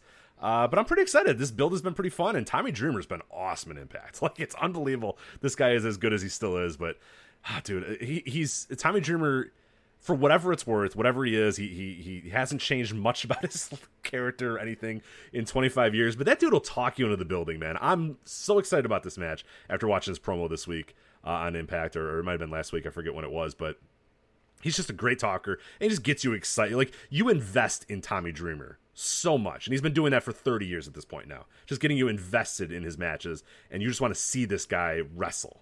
And I'm excited for this match. I don't know what old school rules mean, but hey, we'll see. Yeah, I don't know what it means either. So, but Tommy Dreamer, yeah, and he usually does the job too. He doesn't care. Oh yeah, no, he's gonna lose for sure. He's fine. So, Raj Singh was the other designated. Okay, yeah. So I think he was billed as Gama Singh's son at one point too. Yeah, he's been gone for a while, right? Yeah, the Rohit Raju is still there. I mean, he's on TV almost every week, but I don't think the other guy's been around. I'm going to check, though, to make sure while you talk I about don't think, as far as I don't remember seeing him on TV in quite a while as well. Okay, Raj Singh hasn't been on Impact TV since November of last year. So, okay, yeah. So he's gone. And then Rahit Raju was teaming with, like you said, Mahabali Shera for a while. And I don't know that Shera is even around anymore because I haven't seen him in a while either. Yeah, he might not be able to get in the country, right? Doesn't he? I think he lives in India, right? That might be an issue for him. He hasn't wrestled since February, so that makes sense. So maybe that's the issue with him. So only one of those guys around. I don't think Gama Singh has been on TV either. Yeah, no, I don't think so. Yeah. All right, so old school rules. Yeah, I don't know. I mean, Moose is going to win that match for sure. Moose is out there tweeting, trying to tweet through it. He's had a rough week, so it's fine. If I'm Impact, just tell everybody to not tweet this week. Like, Tessa got in trouble at Hard to Kill. Elgin every month would get. Guys, just fucking put the phone away. Especially Moose. Just delete Twitter, please. He's just so dumb. He's just so He's dumb. just the biggest idiot. It's just amazing. Arguing with meme accounts, just doesn't get it. It's just like, you think he's getting some nasty text messages from Ricochet and everybody else that was in that picture today too. Oh, I bet. Yeah. I mean, not that I'm letting them off the hook for hanging around with chasing rants, but it's Moose is so stupid that he's getting heat on everybody. Yeah, and then tweeting through it because that always. I mean, Joe, if there's one thing that definitely happens all the time is if you just tweet more, people forget about what you did. Oh, it's yes, perfect. It's a great hit rate. It's just if you're caught up in something, just fucking keep tweeting it, and eventually it'll go away. So absolutely. Just defend yourself with awful arguments. That works the best. Every little meme account that comes at you, you argue with, and call them names, and it'll work out eventually. I'm sure. So yeah. Tell people they're overreacting. They love to hear it. It always goes really great, yeah. Yeah. In all facets of life. If you're arguing with your wife or your significant other, just say you're overreacting. It always goes well. Just definitely try that all the time. Anyone who works in that line of work where you need to – the first thing you should always say to an angry wife or anyone else is calm down. Yeah, calm down. Oh, you're making a big deal out of nothing. That stuff is perfect. It always goes well. So always does the trick. Yeah. All right. But, oh, man. So, yeah, that's that. Impact Tag Team titles, the North. Ethan Page and Josh Alexander defending their titles against the frenemies, Ken Shamrock and Sami Callihan. Yeah, I don't know how, what I think about Sami Callihan and his magic tricks. I mean, that could hit the bricks. I have no use for that. He, just appears. You notice that? Like, he just appears out of thin air. And Ken Shamrock kind of just accepts it. It's just this weird thing. But they're like an odd couple tag team, and there's a weird charm to it, I guess. But that's the story there. Yeah, I like Shamrock so far. It's amazing. Like in a million years, I never would have been able to tell you that Tommy Dreamer, Ken Shamrock, and Johnny Swinger would be like three important figures in a wrestling company, a semi-major wrestling company in 2020, and they would all be good and like positive influences on that company. But here we are. Johnny Swinger rules. Like, he's the best part of Impact.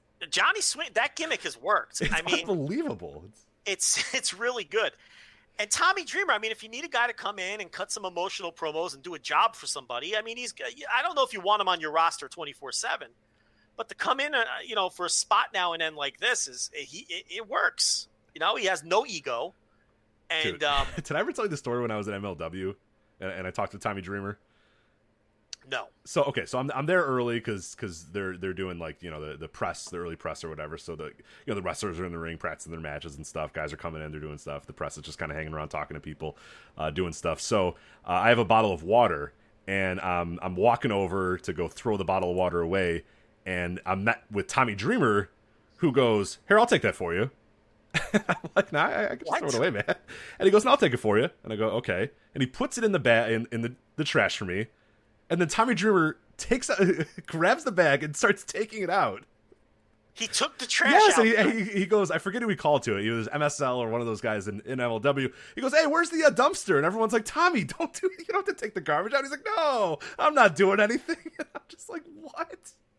My God. Like, Tommy Dreamer has so much more than, like, this dude was a superstar in, like, the 90s. You know what I mean? Yeah. WWE, ECW, and he's like, here, random dude, let me take your water bottle so I can throw it away and then take the trash out. I'm just like, Yeah, he was just dying to take that trash out. yeah, so he just wanted to go outside and get some air. You know what I mean? Like a perfect dad hours where he's just like, right. He's like, I want to see, get some fresh air.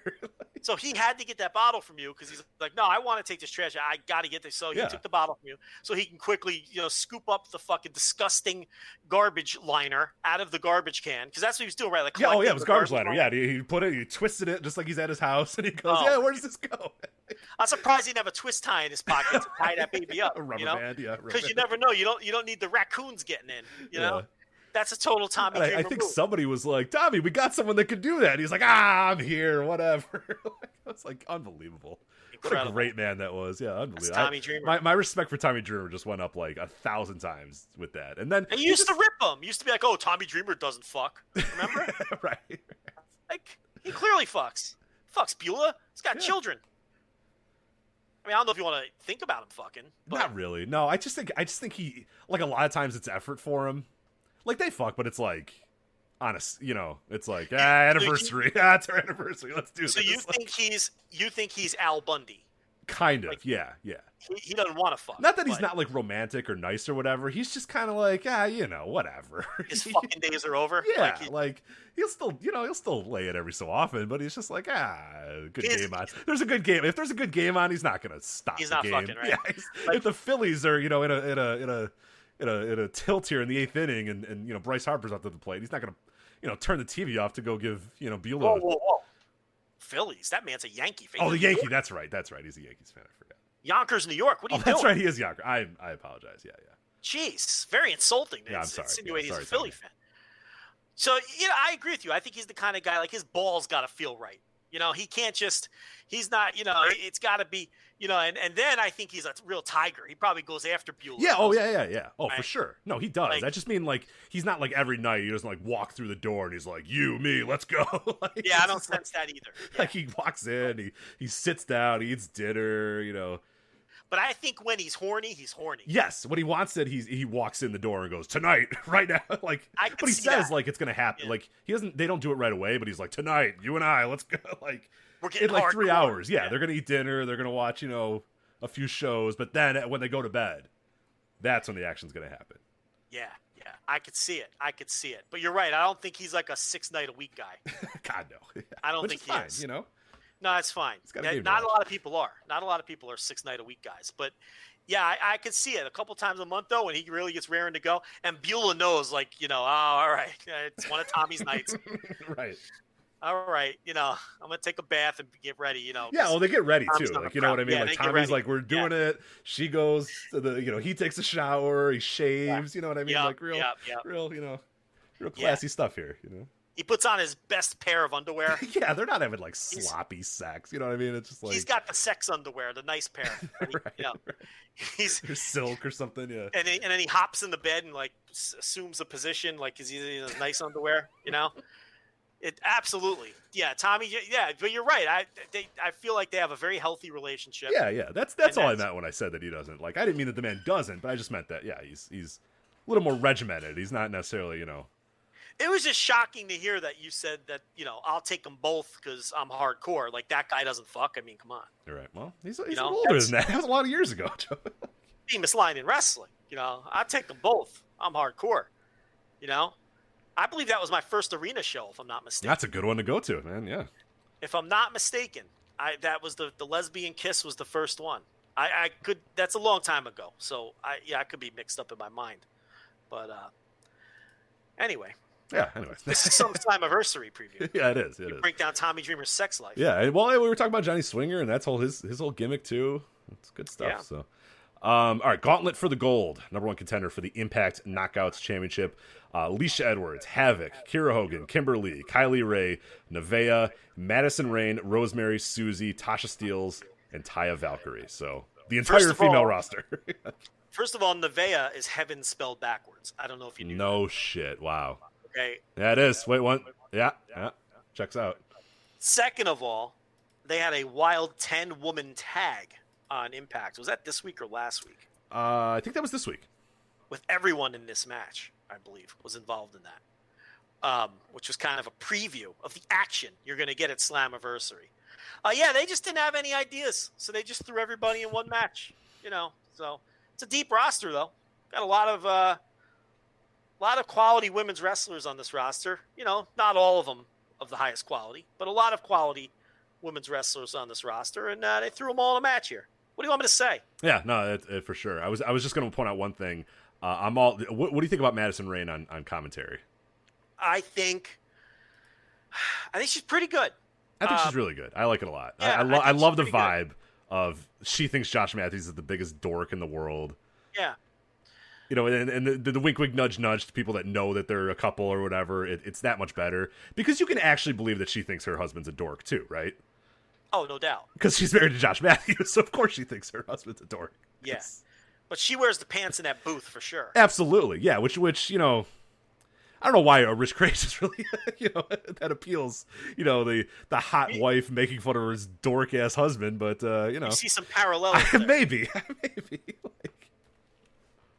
Yeah. The hot wife just going, "You're such a dork. God, I hate you." It's like, yeah. Rich relates to the I Madison do. Yeah, I do. Josh Matthews dynamic, but they have good chemistry. They're married. I do. Yeah. Then of course it's a great marriage. They should have good chemistry. So the booth does work. I agree. As far as this match, yeah, it's everybody in the ring. I don't know. Who knows? Tasha Steelz wins. Cool. Perfect. Susie. Give it to Susie. Whatever. Susie. Whatever. Who cares? The alter ego of Su Yung. What? Are you kidding me? Is that true? Oh, am I breaking kayfabe here? So Nevaeh's having spelled backwards. You're telling me Susie is Su Yung? They acknowledge this, though, right? They acknowledge I think this. they do. I think that's actually kayfabe. But anyway. Yeah. She won the 10-man tag. 10-woman tag. Yeah. All right, X Division title. We're getting long here. X Division title here. Willie Mack versus Chris Bay. Pretty interesting match here. I'm into it. Yeah, they've been feuding on TV for a number of weeks. A lot of tag matches, 6-man tags, things like that. This could be match of the night. That's things of that nature. Things of that nature. Crab Rangoon. It's the Crab Rangoon match. Yeah. Absolutely. Things are getting crazy. Oh, man. Impact Knockouts Championship. Probably the best built match of the entire show, mostly because both competitors are there and didn't get fired in the build up to it, but it's Jordan Grace versus Deonna Purrazzo. But I think they've done a pretty good job with this. They've gone through everything. I mean, they did the contract signing, they've done the beatdowns, but I think they've done a damn good job of this build, and it's actually they have tried their hardest to build it. That's for sure. Yeah. They even did the segment on Busted Open. Yeah. Oh yeah, they're going everywhere for this one, and I'd say it's working. I think it's definitely probably the most popular. We had a poll up on the web or on Twitter asking people, what their most anticipated match was, and this blew all the other ones out of the way. Like, people are looking forward to this match, and I hope it's solid because the build has been good, and I hope the match is great too. Purrazzo's not signed, so she probably won't win, or maybe she will win, as long as they don't think she'll pull Medusa and throw it in the NWA garbage can or something, right? Well, I don't know about that happening anytime soon. But so yeah, but a good build. If two wrestlers wanted to shoot an angle on our show, I would tell them to hit the bricks. Oh my God, yeah, go away. No, not a chance. I mean, I think I would end the interview right there if they started shooting an angle on each other on our show. That's just, I don't know, very cringe. Yeah, we're not here for that. There's other shows where you can go do that. But yeah, Busted Open. Yeah, Sirius XM Busted Open. Tommy Dreamer looked embarrassed though. Like, he's like, did you see him during all that? Like, I didn't see. I didn't. But he gets it, man. He understands why that's lame. Like, LaGreca was like putting it over, But Tommy Dreamer didn't look. I would not. That's that. Yeah, I was just thinking, like, God, if we had a couple wrestlers on, they were shooting an angle, I'd be humiliated. Anyway. And the Fatal 4-Way main event here for the vacant Impact World Championship. Of course, Tessa Blanchard vacates the title. So it's Ace Austin, Eddie Edwards, Trey, and to be announced. Yeah, got to deliver in this spot, I think. You got to get it's got to be someone new. But what you don't want is, like, for it to be like, what's Heath Miller doing in the right? And then have him win. Like, you don't want to do that. Like, if it's Heath Slater or something, he's got to lose, right? If you bring the new guy in, though, he's got to look good, but he probably shouldn't win unless you really landed, like, a big-time star. Well, let's say it's like EC3. Would you give EC3 the championship? I think because of his history, that would be okay. Okay, because that's kind of where, like, just I know nothing, but it kind of seems like what they would do in this scenario, right? He's okay because he's got the Impact history. Right. He's an established guy. Yeah, he's God, Slater coming in there and winning the title. Yeah, that's not good. You don't want to do, oh my God, Matt Cardona is the Impact champion. Right. You don't want to do that.